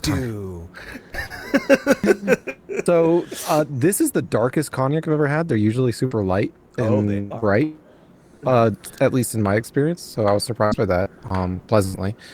The nose, this was all before reading the back. I thought it was sharp nose, and it kind of smells like green apples. That's not on the back. Then I went to taste it. It's sweet and more green apples. So, yeah. But then eventually, I actually think that there might be a hint of chocolate on the tongue. Yeah. So I thought it was pretty pleasant. It wasn't... The sharpness was not super enjoyable, but not terrible. It wasn't like a bad bittery taste that occurs with some drinks. So I give it a 3 out of 10. Daily drinker, why not? I don't really know what that means. Shut up, Anthony. Yes, you do. I don't. People. I Don't lie to the genuinely don't people. know what daily drinker means because I was supposed to drink alcohol every day until I started this podcast. Oh my God, Anthony. Fair enough. And I would pay $30 for this, for sure. Yeah, 30, I think 30 is a really good entry point. For those of you guys noticing that, hey, Nat's getting darker and darker, my auto dims at a certain time. Give me a second while I fix. So, with that, yeah, it sounds like you're pleasantly surprised by a cognac. They're not all bad. They're not all bad. Yeah. Not They're bad. really great in mixed drinks, too. I love a good sidecar. So that call it a sidecar. Okay. Yeah, I love a good sidecar. Now, to introduce Battlefield 6, I must first say that while I was playing with our mutual friend Jason, Well, I hold spoke on. to him Eric has before to tell these us how two much it joined us. costs. Oh, right. Thank you. Eric. How much Drum does this roll. motherfucker cost? How much did this... I can't look it up. Oh, okay, got you. I got you. Somebody help. My keyboard's in surgery. Surgery. Put it in the dishwasher. I'm sorry, what? In the dishwasher. Here, that helps. I got it. Okay, goes for $35.99. That? That is not bad. The VSOP Limited goes for $45. Same dark, almost a darker color, but a nice little curvaceous bottle on it. It does sound like that's an MSRP though, because for Total Yeah. Wine online, it's $40. Total Wine Online. Total that just happened. Wine Online. And then the VSOP, let's see. Wow, they have one that's just a cannon. That's hilarious. Because, you know, the French Cannon? point cannons at their parliament to remind them who's actually the boss. Dude, I don't know if y'all got to see it while you were up here, but when you take the super windy road to town from our house, at one point you see someone who has a cannon pointed at the neighbor's house. That's it's kind of And a like a flex, fake to be honest. dude near it. That's kind of a flex, to be honest. I dig that. I'm here It's for so that. funny. But yeah, so Battlefield 6, Battlefield before 6, these yes. two hopped into the game, Jason and I were playing, and I was like, man, I'm really looking forward to when we have Nat and Eric here, because I'm like, I really want to do some squad gameplay. Like I really want to have at least like a recon and a medic at all times, because that would be really good, especially if we could like set our spawn points and have them in sneaky places, and then someone be an assault to like push through. And you know, we don't always need an engineer, so we'll see about that. Like, it's gonna be great. It's gonna be And then we get into like our first match, and I keep recommending like strategies and tactics that we could do. And these guys just run around like chickens with their heads cut off, constantly screaming about dying and everything going to hell. And I'm like, and every now and then I'm like, well, you know, I kind of suggested that we did this, but you're over there and you're over there and you're over there and I'm over here. So what? Look. Yes.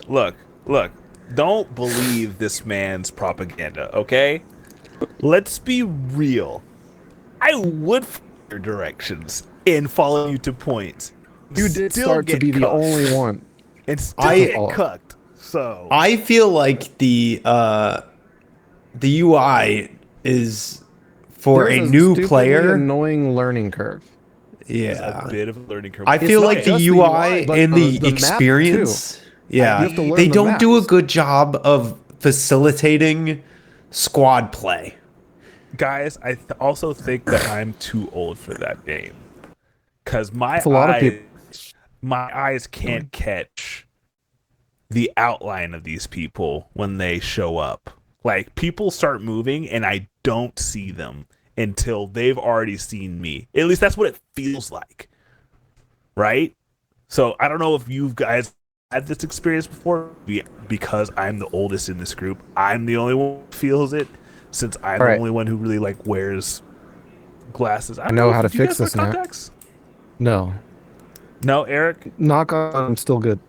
No. Wow. So good. So like I'm both the oldest and the blindest. So yeah. Yes. So Nat, Yeah. I think I have a solution for you. Twofold. What's that? What's that? One is just I wanted to let you know, so many of my kills are me shooting at random areas, not actually aiming at somebody. Oh yeah, no, I got that. I got especially that. like through the for smoke. Sure. But second, come with me to the PlayStation 5 awesomeness, because guess what? When the aim comes in, and it will move for enemies but not for friends. So when you move You're not sure. when you're not sure, guess Just what? let go of the It wheel. moves automatically, so you know they're a bad guy. You're like, oh, that's a bad guy. That's not a good guy.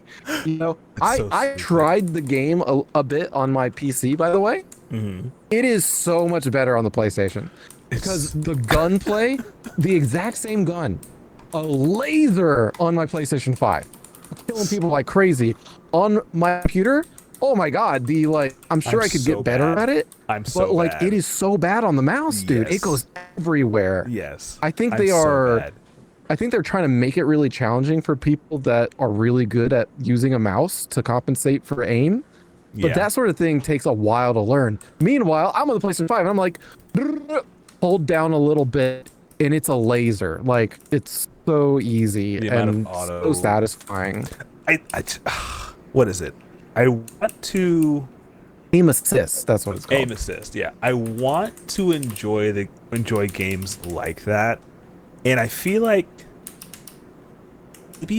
maybe it's the fact that I've never really played a mouse and keyboard first person shooter. Like I've never that was never my entry level into the medium. My entry level game was Halo. And it had been Halo for like a long time. Like Halo 1 through 3 is pretty much like my bread and butter, like how I got good at first person shooter. So when you tell me to go ahead and join a game that has kind of been built around this high octane mouse and keyboard play, I don't know how to react. I don't know how to operate. For me, the Battlefield 6 stuff, I don't like the high octane stuff. Oh, me I don't either. like the very fast aspect. I very much prefer the breakthrough maps where it's like you have Low and slow. two teams ramming up against each other, and there's like a clear line that is being pushed like back and forth, like a what do you call that? What is that game where you pull tug of war? Thank you. Yeah, it's like a constant tug of war because it slows it down a bunch. Yeah. But the biggest thing I think is missing, and I hope they come out with it, I definitely won't play the game if they don't, is hardcore mode. I would only want to play that game where there is no minimap at the bottom left, because you know that's why people are running so fast. They're like, oh, I see some bad guy there. I'm going to run around the corner and because they know where they are. And it's like, that's not fun. I very much prefer the tactical slowness. with the freaking shotgun and everything. But continue. They do, but like without those crutches, without the assists of like seeing people through walls and seeing people on the mini map, those players are just easy kills when they suddenly run around a corner into your room. Actually, pay attention to that. I mean, the game is learning the UI, not learning how to play a first person shooter. Exactly. Yeah, and because that's why they need to get rid of it. Yeah, because like I was just gonna say, like, there's so much chaos in the game that like you don't get to play a first person shooter in this game very often. You have to play, what is the UI telling me? Yeah. So that I can make the best decision based on what I have going on right now. I think that is very much a Battlefield ask that is being like leveraged for sure. No, I'm okay with that. I'm agreeing. But at the same time, I think that feeling gets better, and I think it adds back in more FPS if it isn't, I got to learn this UI. It's, I have to learn within the systems of a first-person shooter how to deal with the chaos. It becomes a more interesting thing. Yeah. But that's just me. A lot of people are UI fanatics and they want to play the UI. And that's what they're playing Battlefield for. So I don't know. It's one of my main things about Battlefield is that it just isn't a game made for me. No. And that and I don't know if it's right to say like it's a good or a bad game because of that. It just definitely isn't for me. It's definitely like a fun and decently made Yeah, game. yeah. Just the way that they are implementing it is is a little weird. It's a little weird and it's Agreed. a little caustic to like the new player experience to a game like Battlefield. Because I've only played the game since like Vietnam, right? I'm coming into this game. I've played first person shooters before. I know how they're supposed to, I know how they usually function.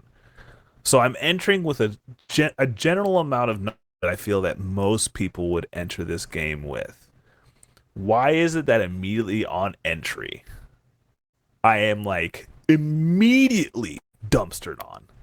Immediately dumpstered on by not so much like skill, but more so just like I'm blind by things that I should have to notice because of this system. That being said, I did have fun.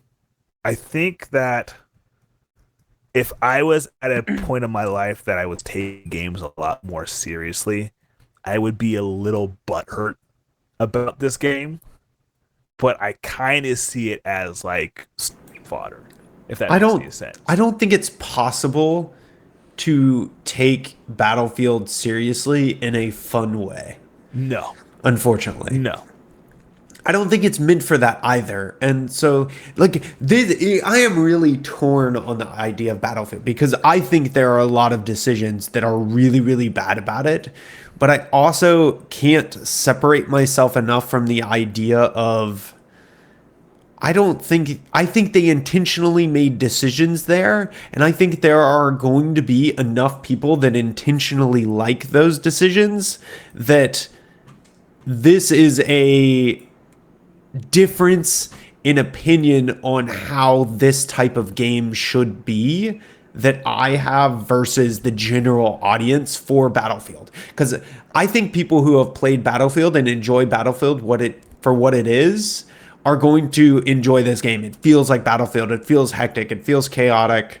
Like So I think I didn't get to experience something that it might give to gamers, which is just in the general gameplay.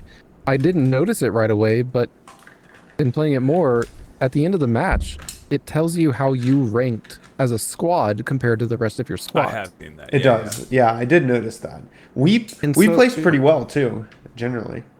yeah, but I'm just, the thing is, so many players when we were playing it, not just us, but people we're playing against, they're not working as a squad. You have a bunch of individuals going crazy, Spreading out. Yep. right?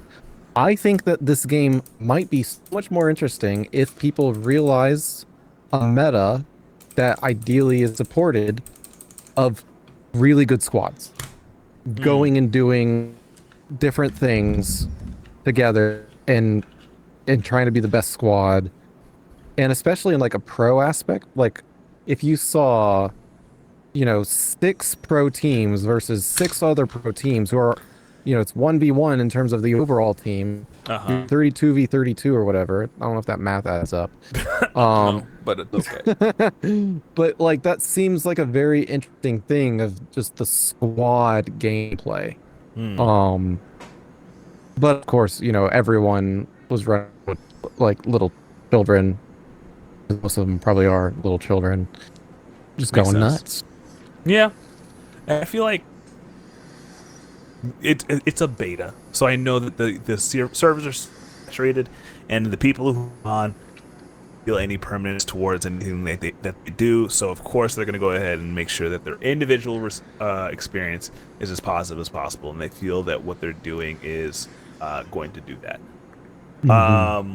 That being said, I wish that there was more guided practice towards working as a squad that reinforce what you were talking about. Because the thing that I really picked up from all of what I saw was that as a single entity, I need to be watching all of these things. I never once did I get really like feedback from the game saying, hey, sit back with your squad so that people can cover your 6, because you're not going to be able to keep track of everything. There's just no way. Now, I think the squad leader has the ability to give commands. And so, like, I would essentially that it would be like, go attack this objective, go defend this objective. And it would have lines for each squad member on the map towards that objective and whatnot. You'd be like a yellow arrows pointing towards it. Yeah. But it is definitely weird, especially like, I don't know if they changed it in weekend 1 and 2, but like at one point there were people spawning in front of me while I was shooting them down and they overwhelmed me. I was just like, it was kind of weird having so many players spawning right where you are. Yeah.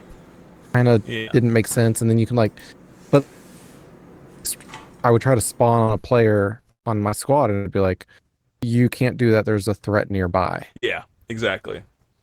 So, but I saw that during the first week. I saw that during the first weekend.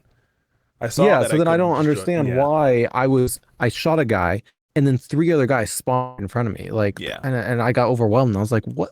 They're probably spamming the click on the body, and there's a gap in between where like they're out of combat, and they're spawnable. So this was a really weird thing about the game that I don't like. When you're dead, not dead, but you're dying and could be resurrected, you can spot other players, which is interesting because it gives you a reason not to die fully and wait for resurrection. But the person that killed you now needs to realize that they shouldn't stick around because you're telling everybody, hey, there's a person right there. Shoot them because you know where they are. Yeah. So it's another thing where I'm like, let's just do hard mode. Come on, please. I didn't find anything. Yeah. I don't know if they're going to make a hardcore mode. There's no like official statement. There's people saying like, hopefully they give a hardcore mode. We'll see. Yeah, they really need that. In general, I think, just because there are so many UX UI decisions that I feel like, honestly, if they took out all of the UI, and I mean that in the most real of terms. If you took out what? Didn't hear you. You're going through a tunnel. Oh no! Oh no! Oh no! You're not going through like a tunnel. Hello. Yeah, you're here now. Well, what did you say? Start over. I was saying, I think if this game removed literally all of the UI and made it minimal, it could. Tarkov are so good. Yeah, like, and then I think one of my biggest pet peeves is upgradable guns, and like, I hate that even in Tarkov. I wish instead, like, I understand the modifications are really, really cool, but I think all of them should be different, not better. And I think Tarkov does that in a lot of ways badly too, although usually it doesn't matter as much. But I think you should stick to realistic like differences. And Battlefield 6, one of the worst things was I played the first game and I was literally like, this is the worst gunplay I've ever felt. Yes. Like, I feel like I'm playing a game from the 2010s. Now and this is just like, this is hearsay, so I don't know if like this is true, but the game itself is built around the idea that you will have all of these modifications, and as soon as you get certain modifications, the gunplay gets dramatically better. But it's stupid. Disagree that you have to with level that. up your gun. Yeah, I'm not saying it's right. Yes, That's what I've heard. Vehemently. When I play a first-person shooter, the reason that I'm truly playing it is because I want the gunplay to feel good. Yeah. It doesn't have to feel realistic to me. I'm not a realism fanatic or anything like that. I just need it to feel good. And like, the way that Tarkov does it is so much better. Battlefield Agreed. is time gating you. Yeah. It's time gating you to a better gun. In Tarkov, it's a core gameplay mechanic. It's Yeah. Did you get out with it? Did you Yeah. take it from somebody else? yeah. Like, Additionally, for like Tarkov, there, like once you open up the market, then technically you can get whatever gun you want. Like you weren't locked behind it. It's just a matter of like, can you get the cash? Yeah. And like there are 100 different ways to get the cash, and then you can have whatever gun you want. Like the market has everything, so it's just how much are you willing to pay for it. Yeah. And so you aren't locked behind an arbitrary thing. And even then, a time wall. But even then, the opening guns feel phenomenal. You won't always like using them, but when you shoot them, you're like, oh, this What's your thing top has 3 like kick. gun field games. Top 3 For gunfield both. games. What's your top field games for you? Top 3. Star Citizen. Ooh, Bro, really? you have to be. Are you being realistic there, or are you I like know you're joking trolling with me. Because like, look, like I have- hope they get there, but there's- I do not think their guns feel good right now. I know. They redid the guns. They redid the guns. Do things they do things with gunplay that no one else does. And that's really cool. I'm not Especially talking about like the things acoustics they and do, stuff. But does it feel good when you shoot the gun and you engage in gunplay with other people? Does it feel good to play? Yeah. Feels Okay, good. so that's is that your top? Dude, when I play Star Citizen, the guns feel how I would expect them to feel. When I play Field, I had fun, but I felt like I was playing paintball. I was Yeah, like shooting guys down. that's I was fair. like, I'm playing paintball. And I'm enjoying paintball, but this isn't paintball. This is supposed to be a battle sim. Yeah, I think my top 3 probably have to be the. I'm trying I to. enjoy Destiny 2. Oh man, The Destiny 2 I think about that Shooting gunplay. was really Anytime enjoyable. I pick up a first-person shooter, I'm like, it's not Destiny.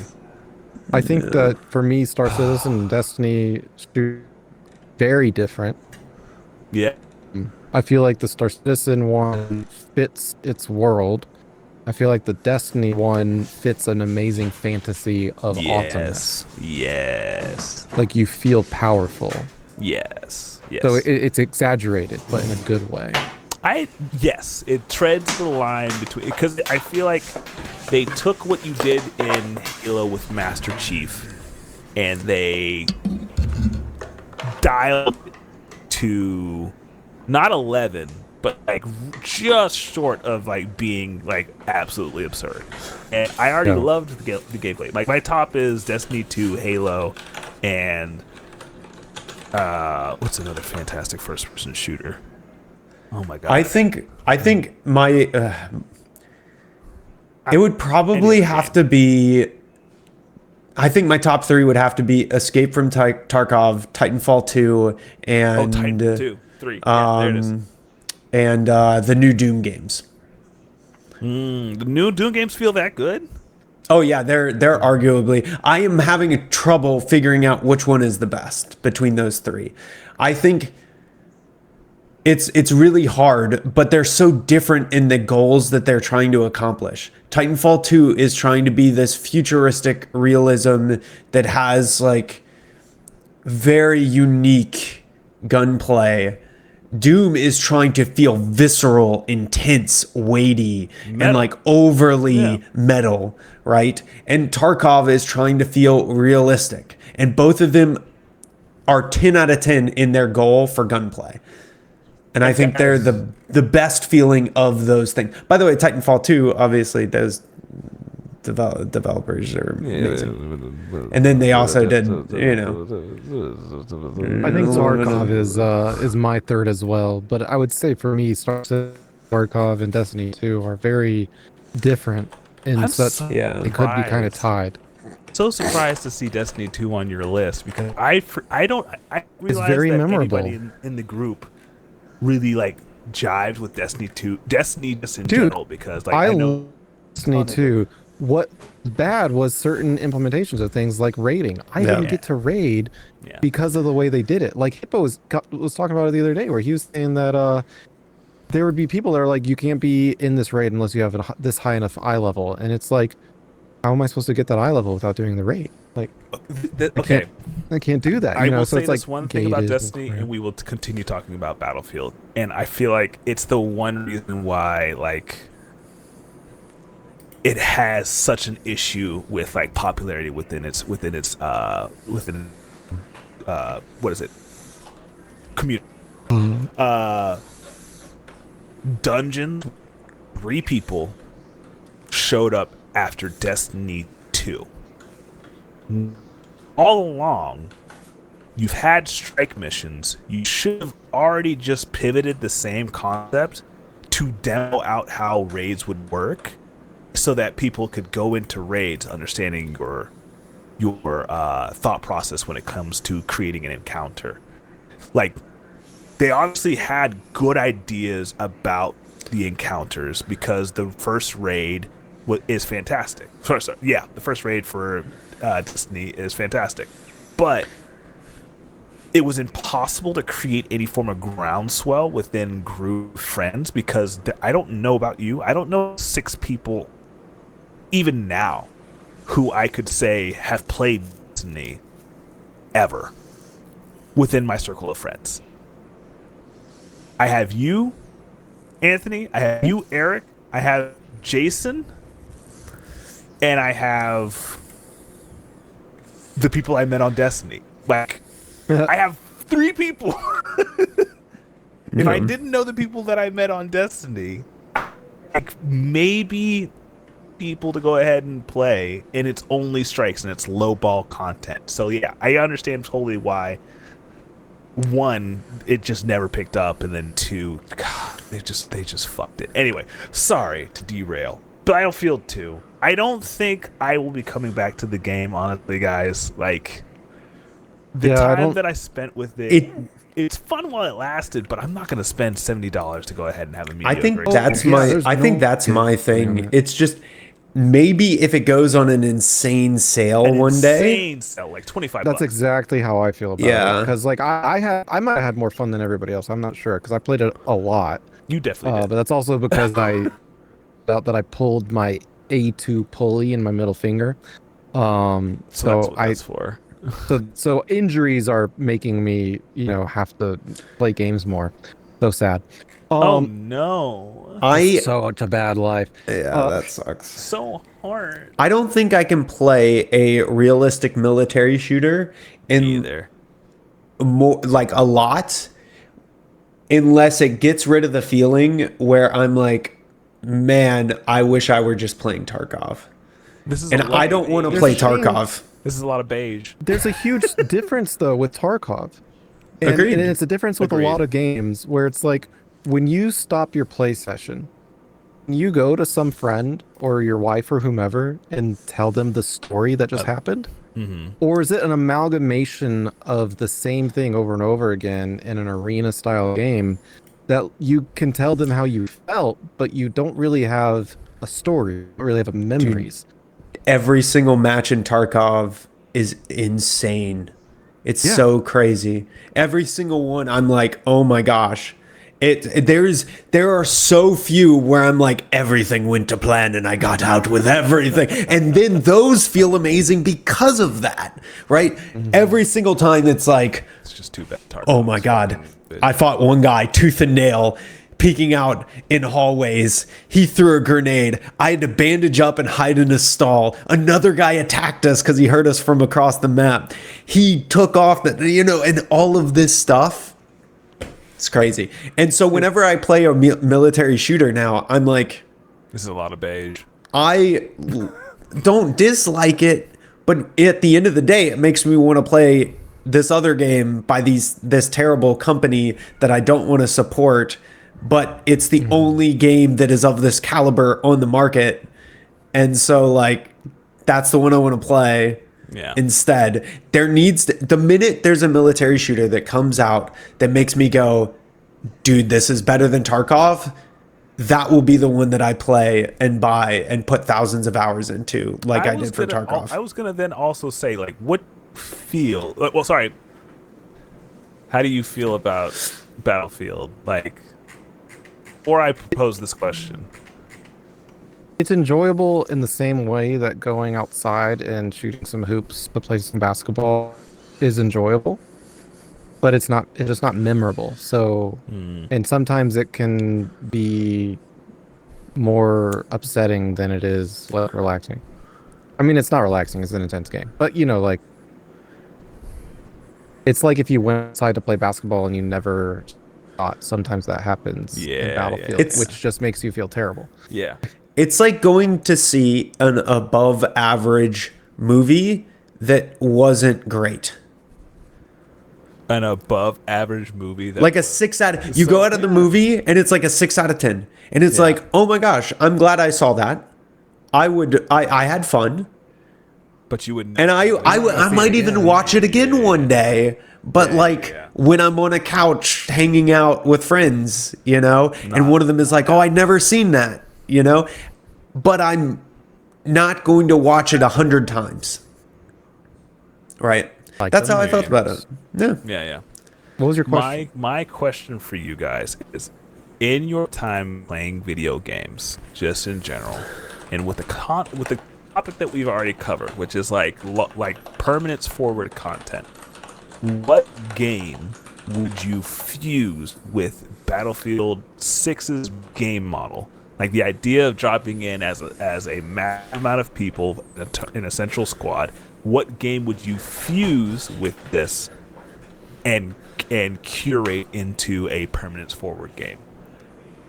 Apex Legends. I don't know if this is answering your question, but I would make a battle royale. You would make it into a battle royale? Yeah, because that's not the game. I know I don't think this answers your question. I don't know. You said permanence forward, which I think means like RuneScape type of thing. So I mean, the only answer I would have would be Tarkov, I think. Where it's just looter shooter. There needs to be stakes. There needs to be stakes. There needs to be something that gives me a reason not to die, and the game encourages that besides just winning and losing. And don't tell me to go to point A or point C or point E. I need there to be a reason. Yeah, trying to score the most points also run around like crazy instead of like defending the objective, because there's well, I need to kill people and cap points. Just standing here, I might get no points. So here's and again, Eric, you go ahead and say what you would fuse this game mode with before I give you my idea, because I've had it as we were talking about it. I was like, that would be actually super sick. But go ahead. Man, it's so difficult. Because I think in a lot of ways, like I said, this game is just not made for me. A lot of the core principles are flawed in the sense that what I really want in a game, in a first-person shooter, is something that fuses the idea of a Tarkov with a Titanfall 2. I want a more non-realistic, futuristic fusion type of drop-in PvEVP or PvPvE type of thing, where there are goals in the map, something like a wild gate type of thing, but with more depth and weighty shooting. You combined 2 games type and then you took my game. Shut up. Beautiful. Disgusting. Beautiful. I hate it. Why are you keeping the rules? Anyway, continue. Yeah. I would say instead of combining this with something, the next game that I want for a shooter, I really want, like, my favorite shooting game of all time was Global Agenda, and it didn't have the greatest shooting. Like, it could be improved. But today, if I could take Tarkov, Titanfall 2, and fuse them with a few more PvE elements that encourages interaction, that would be my primo. Because I think Tarkov struggles in the sense that the PvE is like almost 90% of people don't want to engage in it. Yeah. Because of how absurdly stupid hard it is. And the other 10% are so goated that it's like they're killing the PvE no issue, and they're just like going for that, and anybody who gets in the way dies. I want something that encourages more PvE, but I want combat and fluidity of combat to be closer to something like Titanfall 2. And that game doesn't exist. Yeah. That gives you the stakes with more interesting movement, because I feel like where Tarkov struggles the most is in movement. And I want there to be better movement in the game, and I feel like Titanfall 2 has the best it has the best FPS movement in the industry that's ever been done. Like, it's just hands down. I mean, there's a reason Apex Legends feels good. It's because the people who did Apex Legends are the people who did Titanfall 2. But I don't know that I want to go the ability route, because I feel like the ability route, while cool, I just don't trust a developer to do it. I think it could be wonderful and amazing, but I would rather have something that is more simplistic and sticks to something like Titanfall 2 and Escape from Tarkov level of gunplay mechanics, and focusing on gunplay first or item first. And if they did want to do abilities, I would rather it be through the items and getting those, so that the abilities come through that, not through some static characters. That would be my choice. So, as you were talking, I realized that the game that I would fuse this with is probably Star Citizen. Reason why. One, you need to maintain the scale. Like, you have to be able to go ahead and say, it's a planetary offensive. I need you to go to this continent, do this while I'm doing this. The satellite has to align. So somebody's also on the satellite ensuring that they've locked down whatever. And it's a PvP, PvE, PvP kind of scenario where you're not sure what encounter that you're to. It needs to feel like PlanetSide 2. Yeah. It needs to feel that way. And so I also liked the idea that you were saying about how the game should be gameplay. It should be gunplay first, everything else second. Yeah. Right? Like, to the detriment of the actual player experience. Like, I feel like the better you are at shooting, the better this game should be for you. Not to say that it should be completely exclusive, but like, it should reward your ability to be able to either operate within a squad and hit your targets, or be able to go ahead and do that pop off consistently. People have proved time and time again that strategy beats skill in squad-based FPS. For sure. Like, even at the top level, Tins and Shroud aren't always on the winning teams. Exactly. Right? So my only pushback on that would be that the reward for that kind of behavior should result in features that further amplify the playstyle that you are using. So if your squad consistently goes in on satellite infiltrations and says, I don't care what kind of orbital station that you have, I will get in, I will take your stuff, and there's nothing that you can do because my team knows how to operate within those hallways.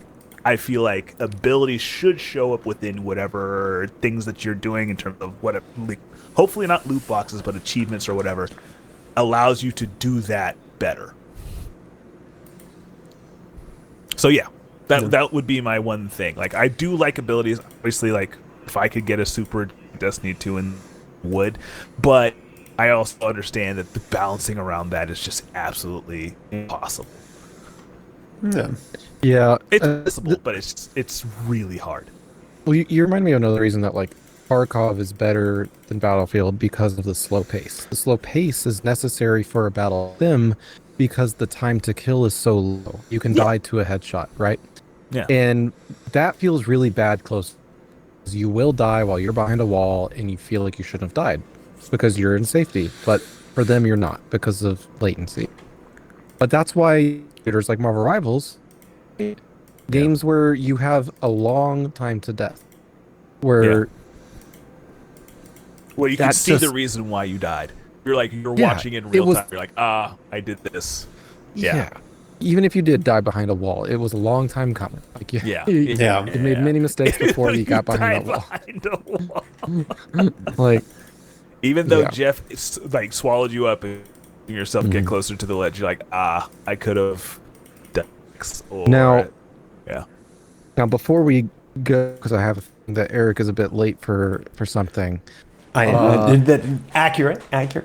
I did just want to remind everybody that there is a really great Netflix movie out called K-pop Demon Hunters that my wife asked me to watch. She thought I wouldn't want to watch it because of the animations. I briefly looked at it a little bit. I was like, "There's nothing wrong with this." There's nothing wrong with the animation style, dude. Have you watched it? Yes, of course. I have not. Did I have not not. watch it We with- have not watched it No, yet. she did not. She's not a Oh, fan. she didn't. She's not Really? A fan. No. The first scene was man. enough for her to be like, no, I'll pass. Really interesting. It's yeah. Go ahead. Sorry. I was going to suggest that I was going to suggest watching it with your wives if you haven't seen it, and Yeah. if they like musicals, tell them that it's a musical. It's a musical, guys. It is the musical of It's the my favorite generation. musical, dude. It is Yeah. that musical. Eric, Yeah. wait, have you watched it? You have not. I haven't. man, It is on my Eric. list. It is on our list to watch. We've. It just didn't come cool. up So this she's- week. Same people who did Enter the Spiders. Yeah. It's Same animation. it was company. impressive, dude. Been listening to the soundtrack all week. We Nice. actually remember I texted you guys. I was like, "Hey, we're trying to decide between like, am I playing games tonight or are we watching a movie?" Got a fix, and then guess what? After that, we watched the movie until Hell like 2 yeah, a.m. dude. Hell Jeez. yeah, dude. It's a Nice. great movie. You should definitely check it out, Eric. Yes, We'll- that is we'll on my talk about it list. next I time we will. come back. Yeah. Next time. Oh, I we'll want talk to about hear that. I want to hear your musical opinion on it, Mister Scorer. Oh yeah, films. Yeah, dude. I'd be down. I want to know we'll if see. he's like it was That is- bad or it was amazing. You know. Or Yeah, is it- yeah. Is it nah? I'm in. I I'm have, in. yeah. Could be our hot topic for next week, but if we don't find another one, but yeah, with that, guys, we must bid you adieu. Check out all the stuff. Check out all the YouTubes, all of our Twitch, all of our Discord. We'll have our Donate. next drink. I think our Donate next to drink is save going to be a Eric's Flaviar. Yes, please help. So far, there are 6 keys that don't work. 1 key that presses 5 keys. Another key that presses the wrong key. And yeah, no, it's not looking good, guys. So yeah, that's fun. More of the fun. story, kids. Unplug the thing or turn it off as fast as possible. Don't guess. Just Don't. unplug it. Don't flip it over. Yeah. And Don't unplug it, hope. guys. Fair. Yeah. Unplug it. Fair. Okay. Well, guys, Yeah. with that, another wonderful episode. Y'all have a wonderful week. We'll catch you in the next one. Peace. Bye. Kawaii desu ne. Oh, where's the thing?